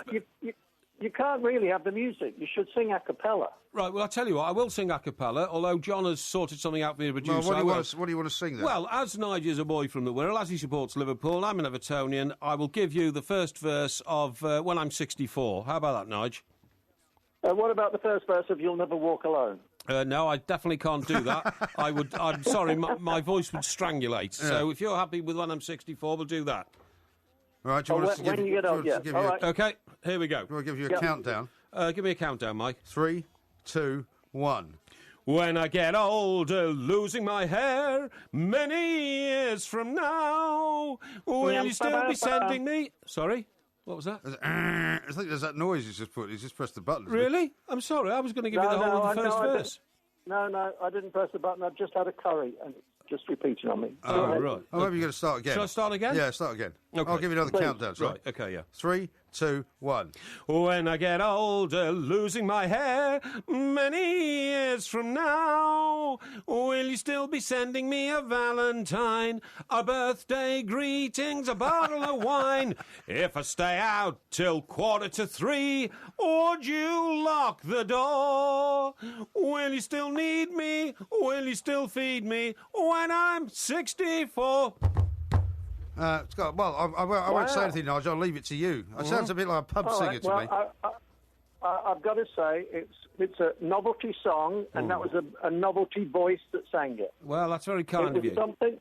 You stayed in tune, and do you know who it reminded me of? No. Eric Morecambe. Eric Morecambe? I thought you were going to say Paul McCartney. Yeah. No, Eric Morecambe. Definitely more Eric Morecambe. OK, well, that's not bad to be compared to Eric Morecambe. And well, yeah, if you were being funny, but not actually as a singer. But, Nigel, with your reputation in the music industry, I appreciate you giving me the time for the audition. And as John Lennon said at the end of Get Back, thank you very much, folks. I hope we passed the audition. Now, you know what else? You know what else you'll be glad to know about Nigel? What's that? He's got a vineyard. Oh, right, that's California. Excellent. Oh, excellent. Send us a few bottles over, will you? That wasn't the reason I said it, actually. Yeah. Tell us about your wine, Nigel. It's the vineyard's called Villa San Juliet. Oh, yeah. And as a matter of fact, we have just won 2 gold medals in the San Francisco wine competition last weekend, and we've got a 94 points bottle of wine, which is fantastic. Yeah, well, I'm thrilled with it. That sounds a bit too good for you, Porky. No. He's very much a Pinot Grigio $4.99 at Tesco's man. Well, sort of. I like a bit of Pinot Grigio and all that kind of stuff. But that does sound absolutely outstanding. I'm a big fan of California wines. Remember last time I was in Santa Monica, I was drinking local wine there as well, Nige. So more power to... It's very fruit forward. It's meant to be drunk, after about 2 years, nothing holding it back. Yeah, Just drink it and enjoy it. So it's a fun wine. Yeah, we like to drink it after about 2 minutes, i.e. 2 minutes of seeing it and screwing the cap off. Yeah. So, Nigel, tell us what's your project at the moment, and are you coming back here anytime soon? We're still in. I am coming back there because I think, I've been very lucky, and I've been mentioned in Her Majesty's birthday honours. Oh, excellent. So I've got to come back to Buckingham Palace and collect an OBE. Oh, that'll be fantastic. Old British entertainer. Yeah, well, congratulations. That's excellent. And just so we can put it on the record, which part of the Wirral were you from, Nige? I was from Wallasey, Cheshire. Wallasey. Know it well. Went to Manor Road Secondary School. Excellent. Yeah, that's what I like. And Hilton Bromley Dancing School. OK, well, that's excellent. So you insist still on being called a Cheshire boy rather than a Merseyside boy, do you? No, I've over here, I tell everybody I'm from Liverpool. Yeah, exactly. Yeah. Because you say Cheshire and they go, oh. Yeah. Or Wallasey. Where's Wallasey? No, you're absolutely Wallasey, right. they've never heard of it. Never heard of it. So, and Merseyside doesn't really work either for them. So you've got to say Liverpool, and they go, oh, the Beatles. Did you know the Beatles? Exactly. That's right. Yeah, of course you do. Good man. Brilliant. That's great. Well, Nigel, listen, thanks so much. Thanks for taking the time to talk to us. We'll talk to you again maybe once the football season kicks off. We'll see how Brendan Rodgers is getting on. Yes, I'll be the one in tears. Yeah, absolutely. And give us a shout when you're back in England, Nige, because we would like to remind our listeners that you are being rewarded and awarded for your work in the music industry by the Queen herself. Well, it wasn't the music industry as much as the arts and education, but thank you very much. No problem at all. Thanks very much for talking to us. Tremendous. Nigel Lythgoe, nasty Nigel, not nasty at all, really. No, very nice pleasant guy. We call him Nice Nige. Yeah, we do now, because that's I think he kind was of... quite impressed with my rendition of When You're 64, you know. I don't think he was impressed, no. I think he was. I think he was being very polite. I think he'd forgotten how to be nasty Nigel. I think, I think if you'd been in front of the Britain's Got Talent crowd, you would have got the three pretty early on before you got to the second line, to be honest. I don't think so. But, I mean, you know, you carry on deluding yourself, because that's what you're good at. No, I'm not the deluded one. You're the deluded one. No, I'm not deluded. You're deluded because you think you know better than me. About what? About everything. Well, I know about singing better than you, because, of course, I've got pitch-perfect hearing, as I told you before. This is TalkSport Extra Time. We are the Two Mics. There will be a podcast coming out in due course, around about 5 hours from now. And, of course, if you check thetwomics.co.uk, you can find out all the dates of the shows that we're doing live up and down the country. Next one in Manchester on Saturday night. Now, there's quite a few interesting other stories on the front pages of the papers, apart from that one in Calais. And, by the way, because of the attitude you had towards my story about the noodles, yes, people do not seem to be taking this story seriously. Well, I mean, you could be responsible in effect for. All right, even if this is not, in any way linked to terrorism or violence or anything like that. Point is, I'm making the point, everybody should be alert at all times, for bags being left around all that. It's a very useful thing to say. Yeah, but because you dissed the whole thing and just treated the whole thing in a ridiculous vein of mockery. Well, I've still got the noodle packet here. It doesn't seem to be doing anything. All I'm getting now is, people sending me pictures of noodles and saying, oh, look, here's an arms cache and all this kind of stuff, which is not what I was meant to... The message I was trying to get over. Well, I mean, somebody sent a good picture here of something called Kapow, noodles and cocktails, which is quite good. And DEF says, if peroxide and noodles being bought in huge quantities is suspicious, don't visit Liverpool again, peroxide capital of the world, surely. I don't know what he means by that. Does that mean a lot of people dye their hair blonde? I think they get the hair bleached, maybe. Oh, okay. But, there's ones here where people are saying, old Kung Fu Hui, is he a master terrorist because he eats noodles, apparently? I don't even know who he is. Well, dear me. And here's one from Bill, who says, the Great British Noodle Conspiracy with Mike Pork Fried Rice Parry. No, I mean, I don't think there's anything wrong with you being in any way alert to these things. Exactly. But I quite like the theory, which I think is my favourite one of the night so far, that these are people stocking up for Glastonbury. It's going to be a terrible weekend, apparently, which it always is when Glastonbury's on. Yeah. It always absolutely pours with rain for at least 2 out of the 3 days that people are there. And you have all these pictures of people like swanning around in the mud. I can't think of anything worse, actually, than going to one of those festivals. Well, old Pete, our newsreader here, Pete Abbott, right, who's a great guy and very much with it and highly intelligent, all that kind of stuff. Every year he packs up the old rucksack and he's off to Glastonbury, the wellies and all that kind of stuff. Yeah. However, I did see... I'll tell you where it's gone from and to. It's gone from being in one farmer's field to being over a site where... Which is so massive, right? Well, I was reading about the facts and figures today. Glastonbury is so massive that every year they put up a fence which is 8 miles long. Really? What, to just go around the perimeter? Yeah, that's 2 miles by 4 miles. Because in the early days, they didn't really care if people sort of broke in or people wandered in. No. They didn't really mind whether they paid or not, did they? But it's now become this multi-million-pound organisation. Oh, it's massive. Yeah. Some of the facts and figures I saw were the fence is 4 miles long by 2 miles wide, right? So that's 8 square miles. Right. Absolutely incredible when you think about it. Is that right? No, if it's an 8 mile fence, hang on.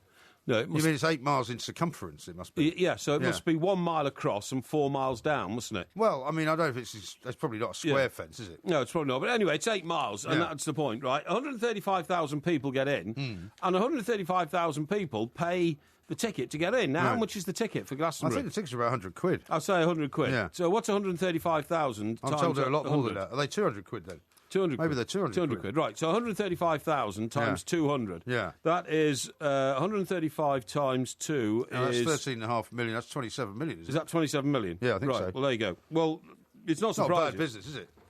Yeah, but when you put on such a big event.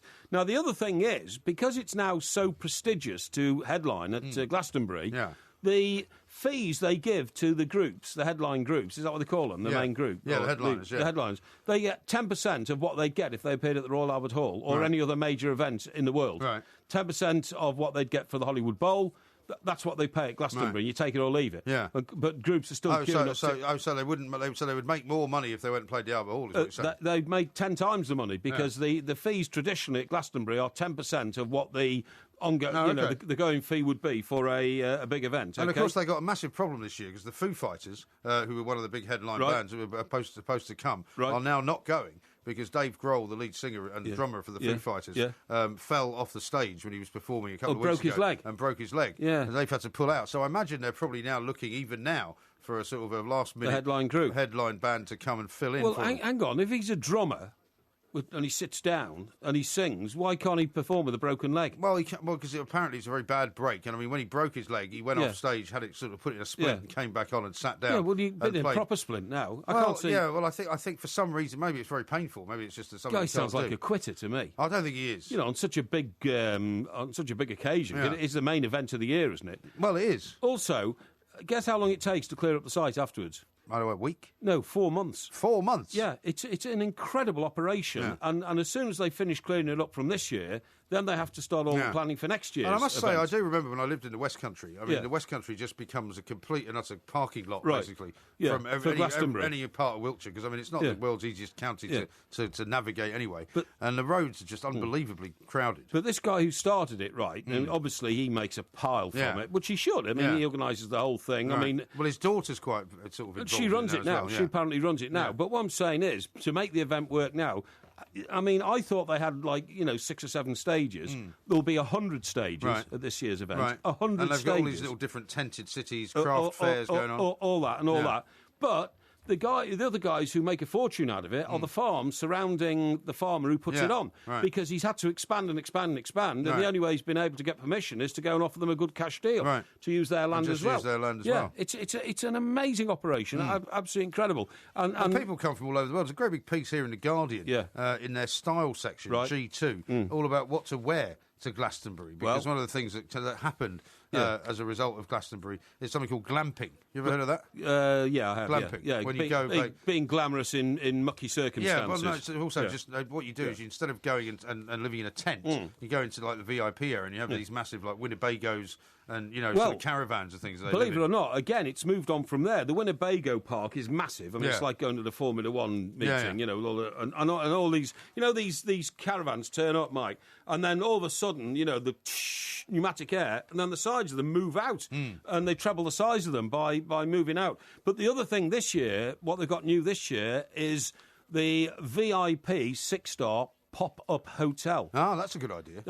See, that's the only reason it would make me go. Right. I mean, I've got nothing against people who go. Yeah. I think it's fantastic if you want to go and have a great time, get covered in mud. But I'm too old to go camping. Yeah, exactly. I would only go if I was actually staying in a proper hotel with a proper bed and a proper shower and all that, and ideally a bar. Yeah. And something like 1,500 portable loos. Yeah. How about that? I know. What an operation all that must be. Thinking about, doesn't it? No, it doesn't. Astonishing. But did you ever go to any of those things when you were younger? No, I hated all like that. the Isle of Wight Festival, which is still quite a big thing. No. And anything where you've got a queue for an hour for food and a queue for half an hour to use a loo and you're desperately short of running water and all that is not for me. I mean, it just isn't. Never has been, No. I mean, I hardly ever went to concerts, I wasn't really that interested. I always thought the sound, if it didn't sound like the studio, was a corruption of what it's all about anyway. And I couldn't stand the scramble of being in crowds and all that, I just couldn't stand it, honestly. I mean, I didn't mind it when I was a lot younger, but I certainly wouldn't do it now. No, I wouldn't do it now. No. Right, now then, you were going to talk to me about, now these, I was going to talk to you about these tweets coming in, right? Oh, yeah. Now, Shay says, did one of the noodle men look like this person? Hong Kong Fooey. So everybody's taking the mickey because of you. I know. Right? Well, it's not because of me. It's because, unfortunately, despite the fact that it was good that you were vigilant on this occasion, I don't think you foiled anything. Yeah. Sean, all you've come across is a load of people going to Glastonbury. Sean says the 2 mics to the 2 mics, and he's got a picture of his pot noodle. He says, "I was really enjoying this. Now I've dumped the evidence, Porky, in case the police come battering on the door." And another one, just coming back from the shops. Hope old Porky didn't see me. And a picture of hundreds of pot noodles. I mean, Are pot noodles actually noodles? No, well, pot noodles are noodles, but they're like instant noodles. You pour hot water in and you just eat them out of the pot. That's the whole point. You must have had pot noodle in your life. No, I haven't, really? honestly. No. Here's one from Aziz, who's a Liverpool fan. Right. Who's texted into 81089. He says, just to put your mind at ease, Porky, I can tell you the suspicious noodle buyers were, in fact, probably working for the local mosque. As you are probably aware, it is the holy month of Ramadan, so often local mosques will buy food in bulk. The noodles are relatively cheap and within the budget for people to break their fast. Now, there's a thought. Sorry, for people to break their fast? Oh, when they during Ramadan, they can only eat at certain times of the day. That's right, yeah. And so noodles in bulk, probably a good thing to buy. Oh, and really? Something, if lots of people are in a mosque Okay. and they're about to break their fast, i.e. it's time for them to eat, they can give them all noodles. And maybe that's why they've done it. That's interesting, and I'm grateful to everybody for their suggestions about what it might be. However, I do think that you have made fun of this situation, which is potentially very serious, that we should all be vigilant about the prospect of, terrorist operations still going on in this country. All right. Please be aware. Well, Derek in Pencoed says, Mike, was Porky trying to sing or was that someone strangling a cat? Thank you, Derek, for your contribution. Yes, indeed. It's always welcome. As ever. Now, not winners and losers. Ask Porky's coming up very shortly. Certainly is. But before that, we've got lots of other things to talk about. We've got lots and lots of tweets coming in on the subject of Glastonbury as well. Florence and the Machine are apparently now filling the hole that the Foo Fighters left behind. Oh, really? And Florence and the Machine, I've never heard of them. You've never heard of them? They are pretty good, yeah. Are they? Yeah, they are pretty good. What sort of music do they play? Well, I suppose you would call it, I don't know what you would call it, really. It's kind of rock. It's rock music, really, but it's a bit imaginative. Yeah. There's quite a lot going on. Yeah, I know what you and mean. she's a great singer. She's a great singer, yeah. What's her name? Florence. Oh, I see. Okay, sorry, I thought that was like a crazy name for a group. No. Right, okay. Listen, I told you a few weeks ago about when I go down to my place in Gosport, right? Yes. Now, even in the winter, I don't put the heating on anymore. One of the problems of having a second home, without sounding pompous, you are going to sound like the man of the people here again. I am the man of the people. Sometimes, you're knocking around in near where your first home is in London, and all of a sudden you get this cold snap, and somebody says, "Oh, the coldest night of the year tonight." Yeah. And in the old days, when you had a second home somewhere, you'd say, "Oh, crikey, have I got the heating on down there?" Or something just in like case that. It would freeze. Yeah, exactly, in case it freezes and all that. Anyway, I've had this place now I live in Gosport for about 8 years, so I learned a long time ago that it's not a problem. But it is now so warm in the winter when I go into my, the place down in Gosport. It can be -3 outside, but you have to open the windows when you go into the flat. Is that just because it's in a building, though, that's kind of warm all the way through now? No, what's happened is a new set of laws have been introduced, building regulations they're called, where they have got to be so efficient in terms of energy. Yeah. That you've got to have triple glazing. You've got to have, all insulation. All insulation. Insulation between the two floors and all that kind of stuff.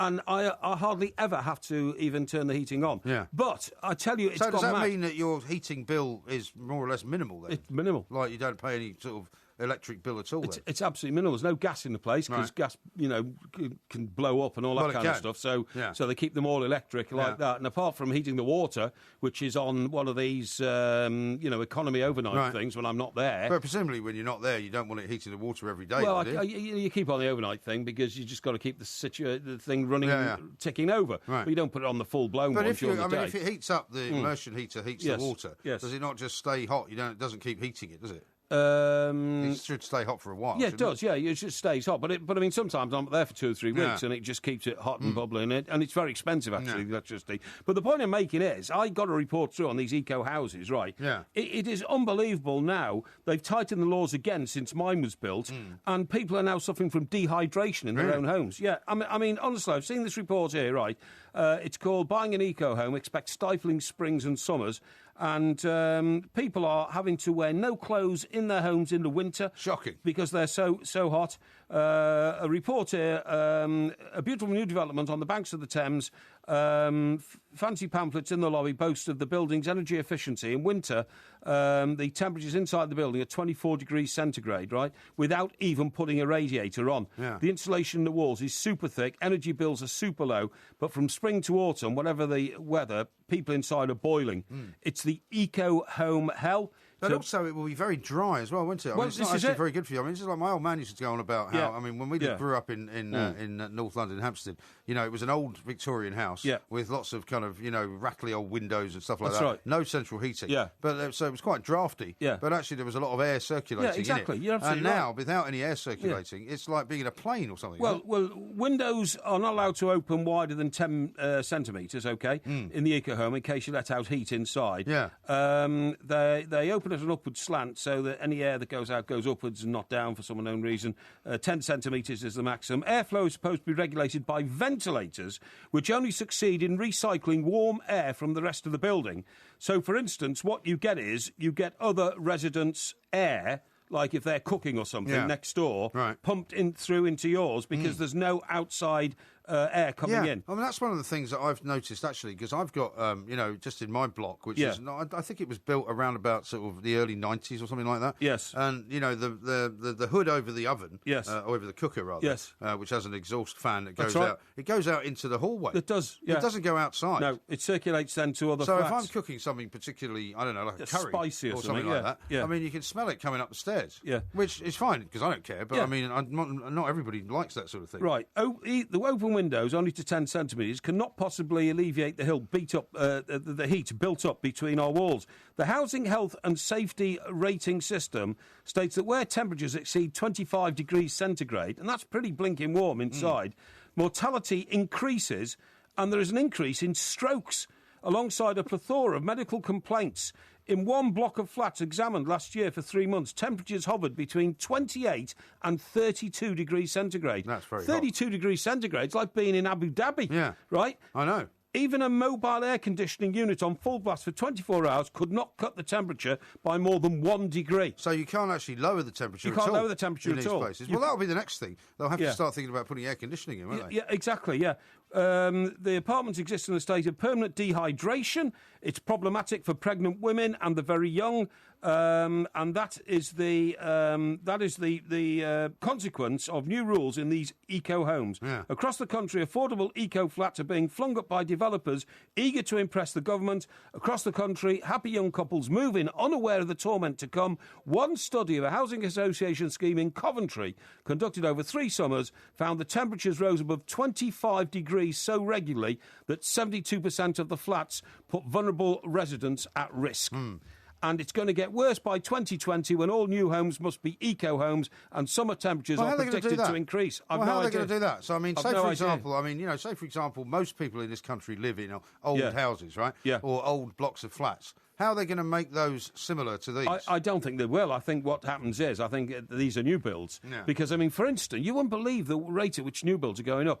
On my walking missions through Stockbroker Belt, Surrey and all that. Walking missions? Yeah, I often pass a home and I think that's a really nice house. And I'm always thinking to myself, if I retired, would I want a house like that on the edge of Epsom Downs? Yeah. I go past it 3 weeks ago. It's been bought, boarded up, and knocked down, and now there's 16 flats going up on the block. Oh, is that right? Now, all those 16 flats will be eco homes by law. Now they have to be. Right. So, we're gonna. It's so maddening that we do all this because some idiot somewhere has decided this is what to do, and yet the people who move in and live in them, this is as bad as building all those tower blocks in the 60s, which fell to bits, weeks after they were built, and which made people's lives a misery through damp and all this kind of stuff. Well, it's pretty madness. soon there's going to be no space, is there, at all in the south east of England? No. You're going to be, the conurbation that is London, which more or less reaches all the way down to Epsom. I totally There's agree. not much green space between there and London. I totally agree. It's just going to keep going all the way to the coast. I mean, London is really like Los Angeles. Is inside the M25 now. Yeah. It really is. That's about it. But do you know what I think we should do with all? I mean, on the front page of all the papers that we're looking at for this morning's, which will drop on this morning's doormat, all these migrant people trying to get into the country. Yeah.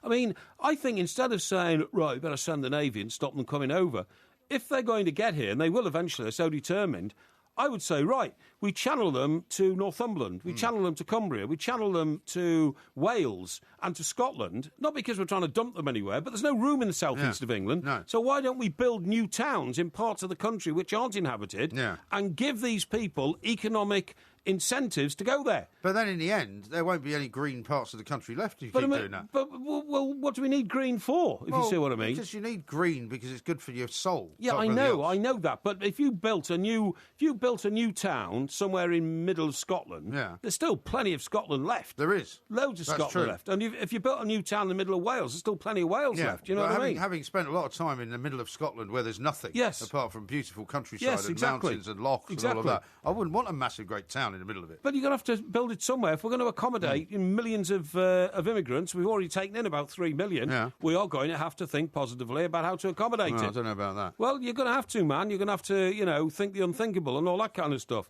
I mean, I don't know. What about some of these Scottish islands? Why can't we turn them into sort of principalities or something? Well, I often thought that would be a good idea for a prison island, actually, some of those, but that's another story altogether. But we haven't got many more time for this because coming up, it's time for Ask Porky. That's right. I will solve your problems. This is when Mr. Parry solves your problems, helps you out. I will. Whether they're problems of a romantic nature. Whatever. Whether they're problems of a business nature. Whatever. Whether they're problems of shopping nature, even. In the next few minutes, I will improve your life. He will. He does believe that, and I believe him too. This is Talk Sport. Talk Sport on DAB Digital Radio and 1089 and 1053 AM. Freedom for sport. Can we kick it? Yes, we can. Of Mr. Mike Porky Parry to solve any problems that you may have, whether they may be of a financial nature, whether they may be of a personal nature. He's here to help. And so we've got a whole host of questions here. If you want to try and get a personal kind of reading, if you like, you can call us as well, 08717 223344. But you'd have to be able to be sensible about it. Now, here's the first question from Rob. Are you ready? I'm ready. He says, when a dog dreams, do you think they can talk in their dreams or even throw a stick for a human to chase? No, I don't. A strange question. No, that's okay. You've got to get into the mind of a dog. No, I don't. I know a lot about dogs because, of course, I'm constantly worried that old MG is mistreating his dog. That is a constant theme of our live shows about whether he's actually being a proper master to that poor mutt that lives with him. But I would say that a dog is only interested in one thing, and that is, where is my food? You know, a dog's life is basically dominated by who feeds me, how often do I get fed. That's where my loyalties lie. Dogs don't have loyalty to anything else. The idea that they would command control over a human being has never entered their heads. Dogs are purely and solely interested in who's feeding them, and their whole life revolves around that. OK. Here's one from Mike. He says, I find myself on business in Bootle coming up very, very soon on a Saturday night. What do I do in Bootle for entertainment on a Saturday night? Well, I'm not a big expert on Bootle, to be honest, because, as you know, I'm not from Liverpool, I'm from Chester, and my hangouts in Liverpool are largely around Goodison Park and sometimes up in the town centre afterwards. However, Bootle is a very fine part of the world. I think you'll find a lot of distinguished footballers. I think Jamie Carragher's amongst them, who come from Bootle, in that part of the world. It is also a very, very nice suburb of Liverpool. In fact, I think Jamie Carragher's from Kirby. Is he? Yes, but a lot of distinguished people are from Bootle, and this. You should go to places like Bootle because it puts to bed the myth that Liverpool is full of scallies. Liverpool is not full of scallies. Liverpool town centre now is very active, very vibrant. There's lots of good places there, great restaurants, nightclubs if you want to go to them, although that's down a bit past my time now. Well, down by the docks there, when we first started going to Liverpool, even to stay over one night, you had to go to the Atlantic Tower Hotel. Yeah. In those days, dreadful. Really nice hotel these days, but dreadful. Now, on the location where the Atlantic Tower is, there's now another 5 4-star hotels around the Atlantic Tower. The choice is spectacular. It's a great city. There's lots of property there to buy on the front, and I would say Bootle is a fine area, a fine area of that great city. Now, here's one from Simon. Yep. Simeon, actually. Ray Fiennes is making a film about Rudolf Nureyev. Who should play Mike Parry? Well, you see, what you're talking about here is Rudolf Nureyev, who sadly died of AIDS many years ago, and I wasn't the last reporter to ever see him alive. And in fact, I think I probably saw him die. It was a very emotional moment. So you're asking who would play me? Who would be the hard-nosed, hard-bitten, but compassionate reporter who would have been in the room with Rudolf Nureyev as he slipped away? I think the sort of guy I'd like to do it to represent me would be Johnny Depp. I think he'd be excellent. Not George... I don't know what you're laughing at. Johnny Depp. Not George Clooney. George Clooney's too much of a pretty boy. And what about Brian Blessed? Brian Blessed, just Brian Better's rather a loud-mouthed individual. Yeah. And That's why he'd be perfect for the job. I'm certainly not a loudmouth. I think Johnny Depp would be perfect. Certainly not George Clooney, because he's too much of a pretty boy. I would be very happy with Johnny Depp. The only other person I can think of who I think could do it would be somebody a bit offbeat, like, for instance, John Bishop or somebody like that, who's got my sort of sense of humour and my compassionate approach to life. Interesting. Here's one from Alex. NASA have found a pyramid on Mars. Yes. I don't know if you saw that story. Here's a good question. Who designed the pyramids on Earth? The pyramids on Earth were designed by look like an Egyptian, right? Are you sure? Yeah, of course I'm sure. Well, Who else do you think they were designed there are by? other theories about the pyramids. No, rubbish. They were built by aliens. No, they're rubbish. All these alien spacecraft landed and built the pyramids. The pyramids actually were designed by the Egyptians on the basis of pointing to the sun, pointing to the stars, and pointing to the moon and the heavens. So they all point in different directions? No, some of them do, but the Great Pyramids and all that in Pyramid Valley, or whatever it's called. Pyramid Valley? Yeah, you've got to remember that whilst pyramids are a magnificent structure to go and look at, and you wonder at how they were built, they were the greatest symbol of punitive slave labour in the history of the world. I mean, tens of thousands of people were kidnapped from their own countries, brought to Egypt, and lashed 15 times a day with vicious whips with metal pins at the end of them, which tore their backs to pieces, to make sure that those pyramids were built on time. And not only that, when a pyramid, when one of the great pharaoh's wives married a pharaoh, it was a death sentence, because the pharaohs died usually very young, either because they were very young when they got the job, or they overindulged in so many things in life, they died young. And what nobody told the pharaoh's wives until the moment... they were going with them. Yeah, they went with them. So when the pharaoh was taken into the old inner chamber of the pyramid, and she thought, I'm going to watch my husband be interred now, she was told she can't come out either. And then they knocked the door behind you. No, they didn't lock the door. What they'd had is they had, like, eggshells full of sand, which the final stone rested on, and they came out, and then they just hit the egg shell, it opened, the sand ran out, and the last stone fell into place, and it was a sealed chamber. You never got out of there, and you died of asphyxiation. Amazing. Yeah. What incredible knowledge you've got. Becky says this from New Zealand. I'm about to start watching the mini-series Fargo. Right. Could Porky not watch it, but please review it this week and let me know the ending. OK, now, Fargo, I don't suppose that has anything to do with Wells Fargo, is it? I don't think so, no. Which was, that was a guy who used to run a carriage across Wells America. Fargo was the sort of security company, Wells Fargo wasn't it? security company, that's right, yeah, but they didn't do very well because lots of their banks got robbed. That's absolutely right. No, I don't know what Fargo's about, but I'll find out for you, and I'll tell you what, if I think it's any good, I won't let you know until I do the review on Thursday.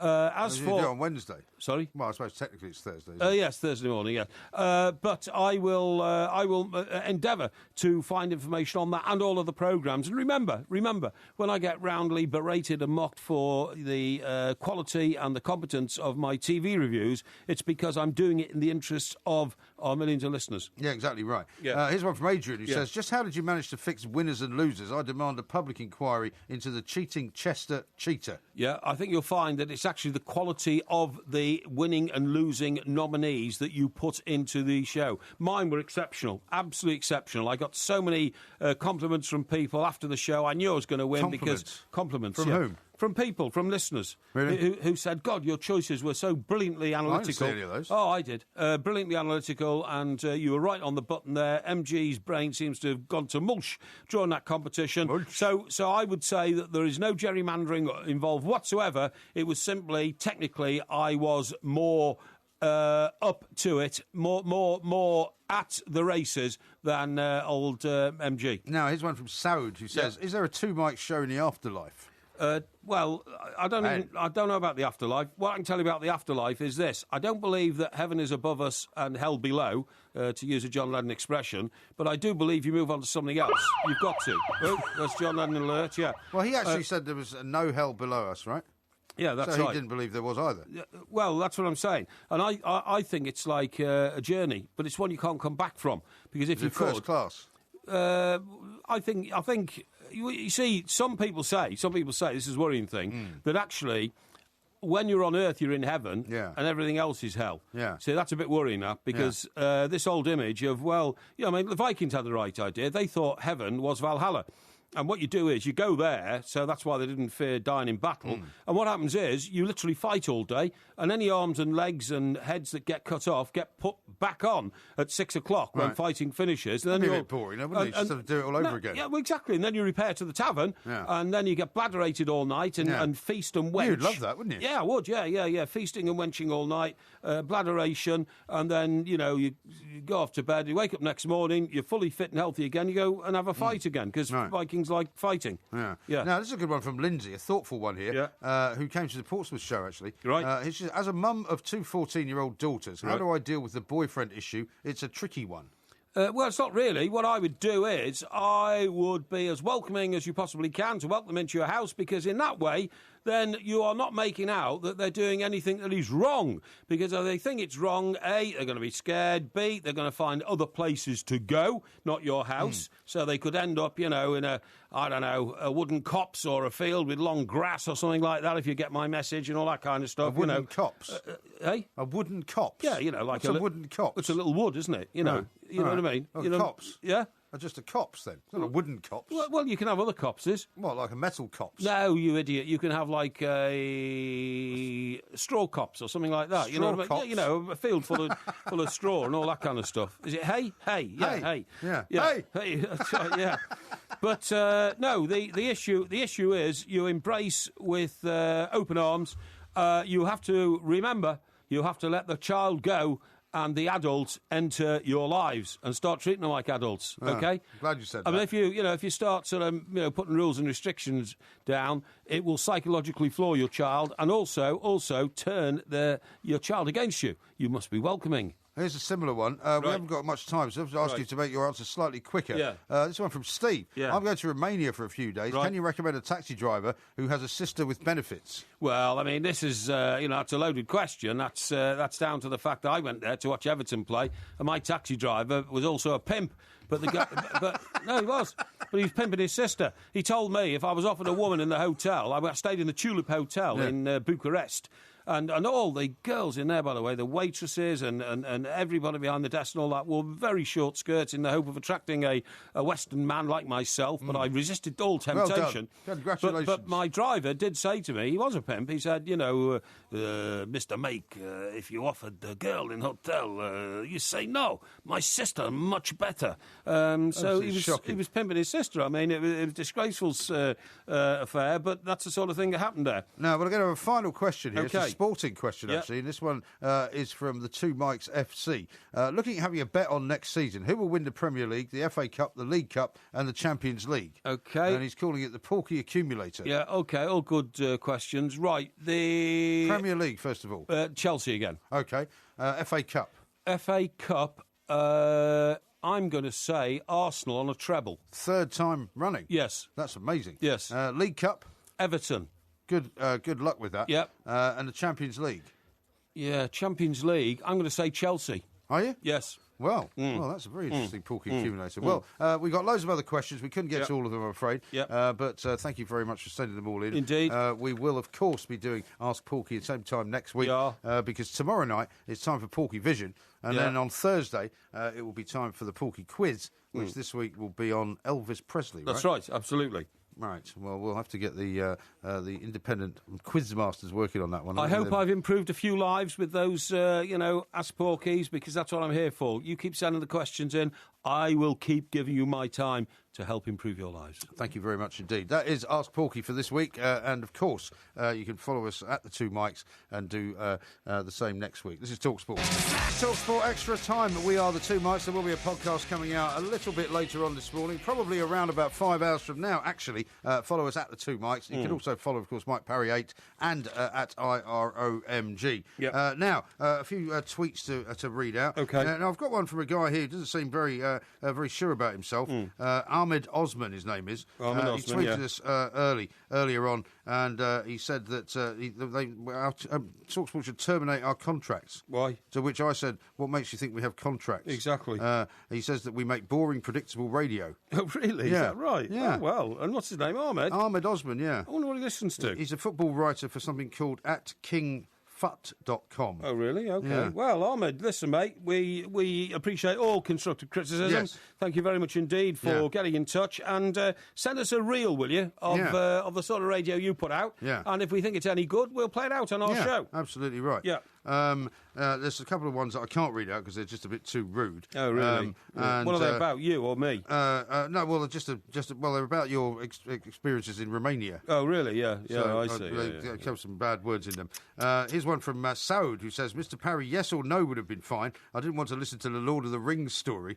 So what's that about? Well, he was one that asked about whether there was a two might show in the afterlife, I think. Yeah. And Ian says this, I remember watching the Wooden Cops when I was young. Yeah. Oh, sorry, it was the Wooden Tops. The Wooden Tops, that's right. As Yeah, opposed not to the Wooden Cops. Quite right, yeah. Yeah, excellent. Yeah, well, I've got a few here, but I mean, like you say, Well, I spotted a story which actually kind of piqued my interest because, funnily enough, the other day, I think it was on, I think it might have been Saturday or Sunday, I can't remember which day it was, but I was in the shops buying a few bits and pieces for lunch, and I suddenly thought to myself, I really fancy some beetroot. Beetroot. Now, because beetroot is one of those things. Beetroot's one of those things that for me anyway, I get a kind of craving for it. Yeah, when I was on holiday last year at one of these, all-inclusive places in Turkey, they have this amazing spread of food. I eat and one lots of the things, beetroot. well, I mean, I kind of eat it in sort of fitfully. I love it. No, I love it too, but I find myself like eating it maybe for about 2 months. And I eat quite a lot of it, and then I've had enough for a while, and I stop. I buy it in the vacuum sealed packs, the fresh stuff. Yeah, you don't buy it in slice it up. Oh, you buy it like in those see-through packs. Yeah, that's right. Yeah, and slice it up. You don't like it. You don't like it sort of pickled. Yeah, I don't mind it pickled. It lasts long when it's pickled. You can open the pickle jar, have half today and half tomorrow. The thing that I found great when I was in Turkey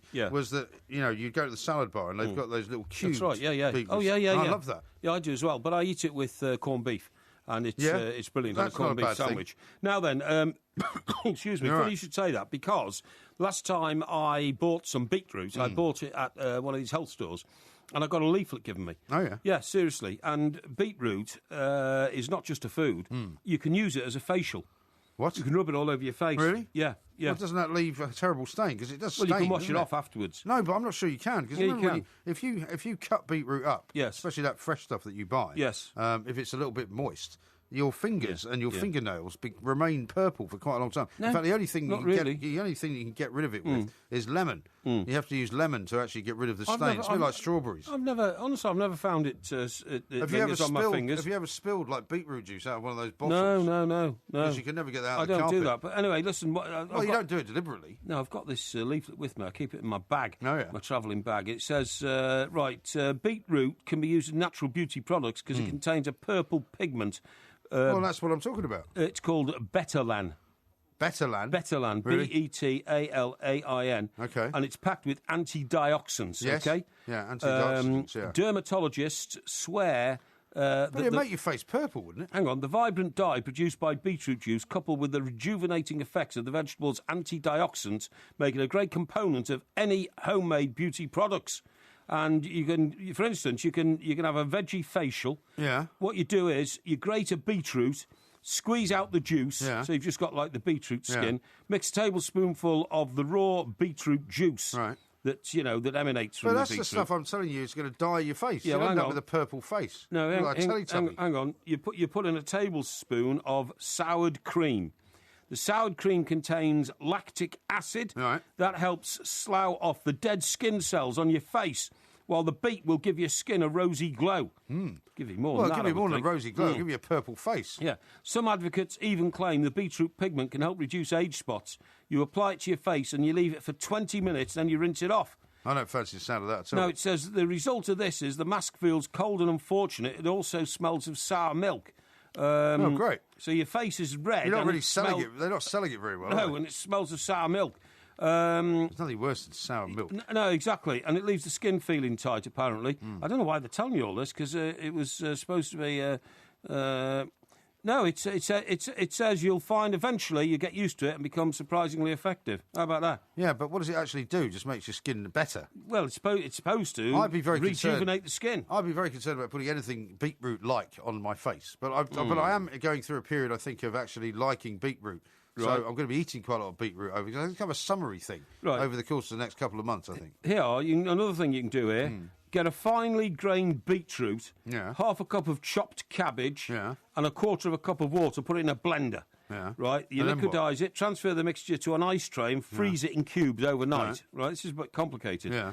And then you get a tray of bright purple cubes that look like frozen black currant juice. Right. Rub one cube on your face because the antioxidants in the beetroot will rejuvenate your skin, and the betulin will give it a healthy glow. The cabbage will help to minimise blemishes thanks to another antioxidant in cabbage. Sounds like an awful lot of trouble, that. Have you ever been to one of those spas where they put like a mask on your face? No. Why would you do that? What would you do that for? Well, because they're quite good for you and it's quite relaxing. You can put it on your lips, by the way. Yeah. You can put it on your cellulite. So you have purple lips. Put it around the tops of your legs, it gets rid of the cellulite. Well, I don't really fancy walking around with a load of beetroot ice cubes hanging off me. No, I think that's just you make it into a beetroot mush. What were you doing in a health food shop anyway? Well, I often visit them. There's one on my route through Stockbroker Belt, Surrey, down to the North Downs. Yeah. I pass a shop there which sells like only healthy stuff.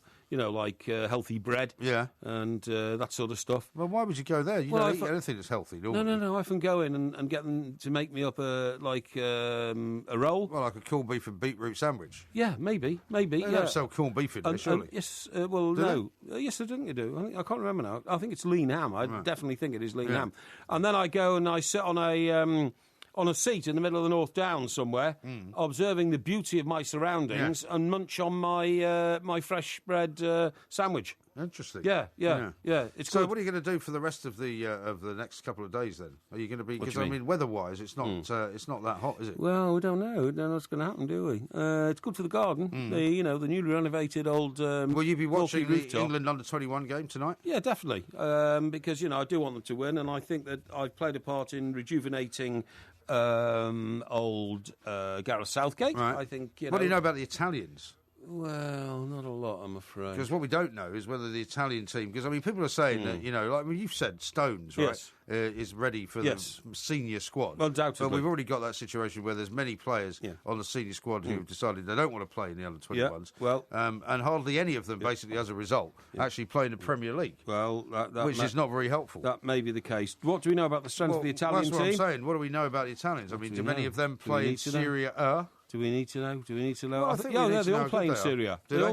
All the Italian internationals, this is the great thing about Italy, play in Italy. Yeah. I mean... Yeah, I know, but do they play in the first division of the Football League, is what I'm saying. Well, I think you'll find they probably do. I heard somebody earlier in the day talking about Serie A, Serie B, Serie D, or whatever. Serie D, yeah, because Parma have been relegated down there, haven't they, after losing all that money? Apparently, they've gone out of business. You don't care, do you? Not really. You have no interest, really, in football in any other country in the world, do you? Who's the only English player ever of any note who played for Parma years ago? Was it Trevor Francis? I don't know. Yes, I can't remember. He went to play for Roma, didn't he? Did it? No, not Roma. No, definitely not. No, Sampdoria, perhaps. No, possibly. Sampdoria. I think Souness played for Sampdoria as well. But, no, I mean, I don't really, if Palmer had gone out of business, it's hard luck, really, but these things happen, don't they? Now, here's one from Ken in Jarrow. Okay. Just as a final question to Porky. Yeah. Could you please ask Porky how he would deal with a doomsday scenario where the national grid went into meltdown, keeping in mind our entire system is reliant on computers and automated machines? That kind of takes you back to your eco house, doesn't it? Yeah, but the national grid will probably go bust, not through the fact that the computers don't work or anything like that, but the fact that the successively mad governments have decided to close down coal-fired power stations because they think they pump too much, smoke into the air. Yeah. When in fact most of what comes out of a coal-fired power station is steam. It's the cooling process, not the. It's not. Are you sure about that? I'm absolutely certain. Most of it's steam. It's a cooling process. But they're shutting Ferrybridge, aren't they? Yeah, that's right. But the mad green lobby have decided we'll get them closed down. Yeah. So we now have a situation where whole forests are being cut down in Canada, and that wood is being shipped over to England at a massive expense on these huge boats. Right. When it gets here, it's chipped up, and then it's fed into the boilers. Yeah, but you're not answering the question, though. I'm answering the question. No, saying, the boilers of power stations. If the national grid went into meltdown and nobody had electricity, well, basically. it will go into meltdown because we simply don't have enough power stations now to supply. So what do you do, though? And did you notice today, by the way, that 2,500 wind farms have been cancelled? Yes. Thank God. Yes. Because the government have finally seen sense. They're not going to subsidise them. Well, they're giving massive subsidies to landowners to allow them to build these hideous wind farms You're still not on answering them. the question. I am answering the question. What you've got to do is, everybody now who's got any semblance of common sense should go out and buy a generator, either one run on diesel oil or paraffin or something like that, or one you can plug in to something else. You can't plug it in if the national grid's not working. Well, you can't, so it's probably better to get one that's run on diesel or something like that. You're absolutely right. Yes. And become self-sufficient, because if you don't, you could freeze to death and starve to death. So is that your message for the night? Unless you're in an eco home, you'll freeze to death then, you'll boil to death. Become self-sufficient. Yes. That is the answer. Yes. That is the future, because that's the way it's all going to go. This is Talk Sport. We are the two Mikes. Look at the light! I saw these two blokes today in a supermarket, right? And I couldn't... What's that stuff called that you get in Chinese shops? What, soy sauce? No, sorry. Noodles. Noodles. Noodles? I saw... They're buying a lot of noodles. They bought 60 packets of noodles. Really? And I immediately thought this is very suspicious. The noodle bomber. No, I'm not joking. No, seriously. Two single men, right? Yeah. And they bought 60 packets of noodles. And no, I'm not joking. They brought maybe they like noodles. Well, they must like them an awful lot. They brought them in boxfuls.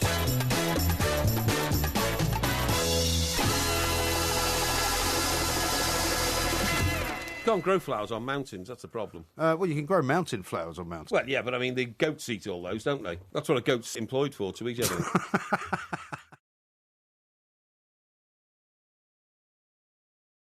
If you love the Two Mics podcast, you'll love the live show. Weekday overnights from 1am on DAB Digital Radio and 1089 and 1053 AM and via the TalkSport app. TalkSport, your Premier League station with exclusive commentaries every weekend. What an absolute corker! TalkSport.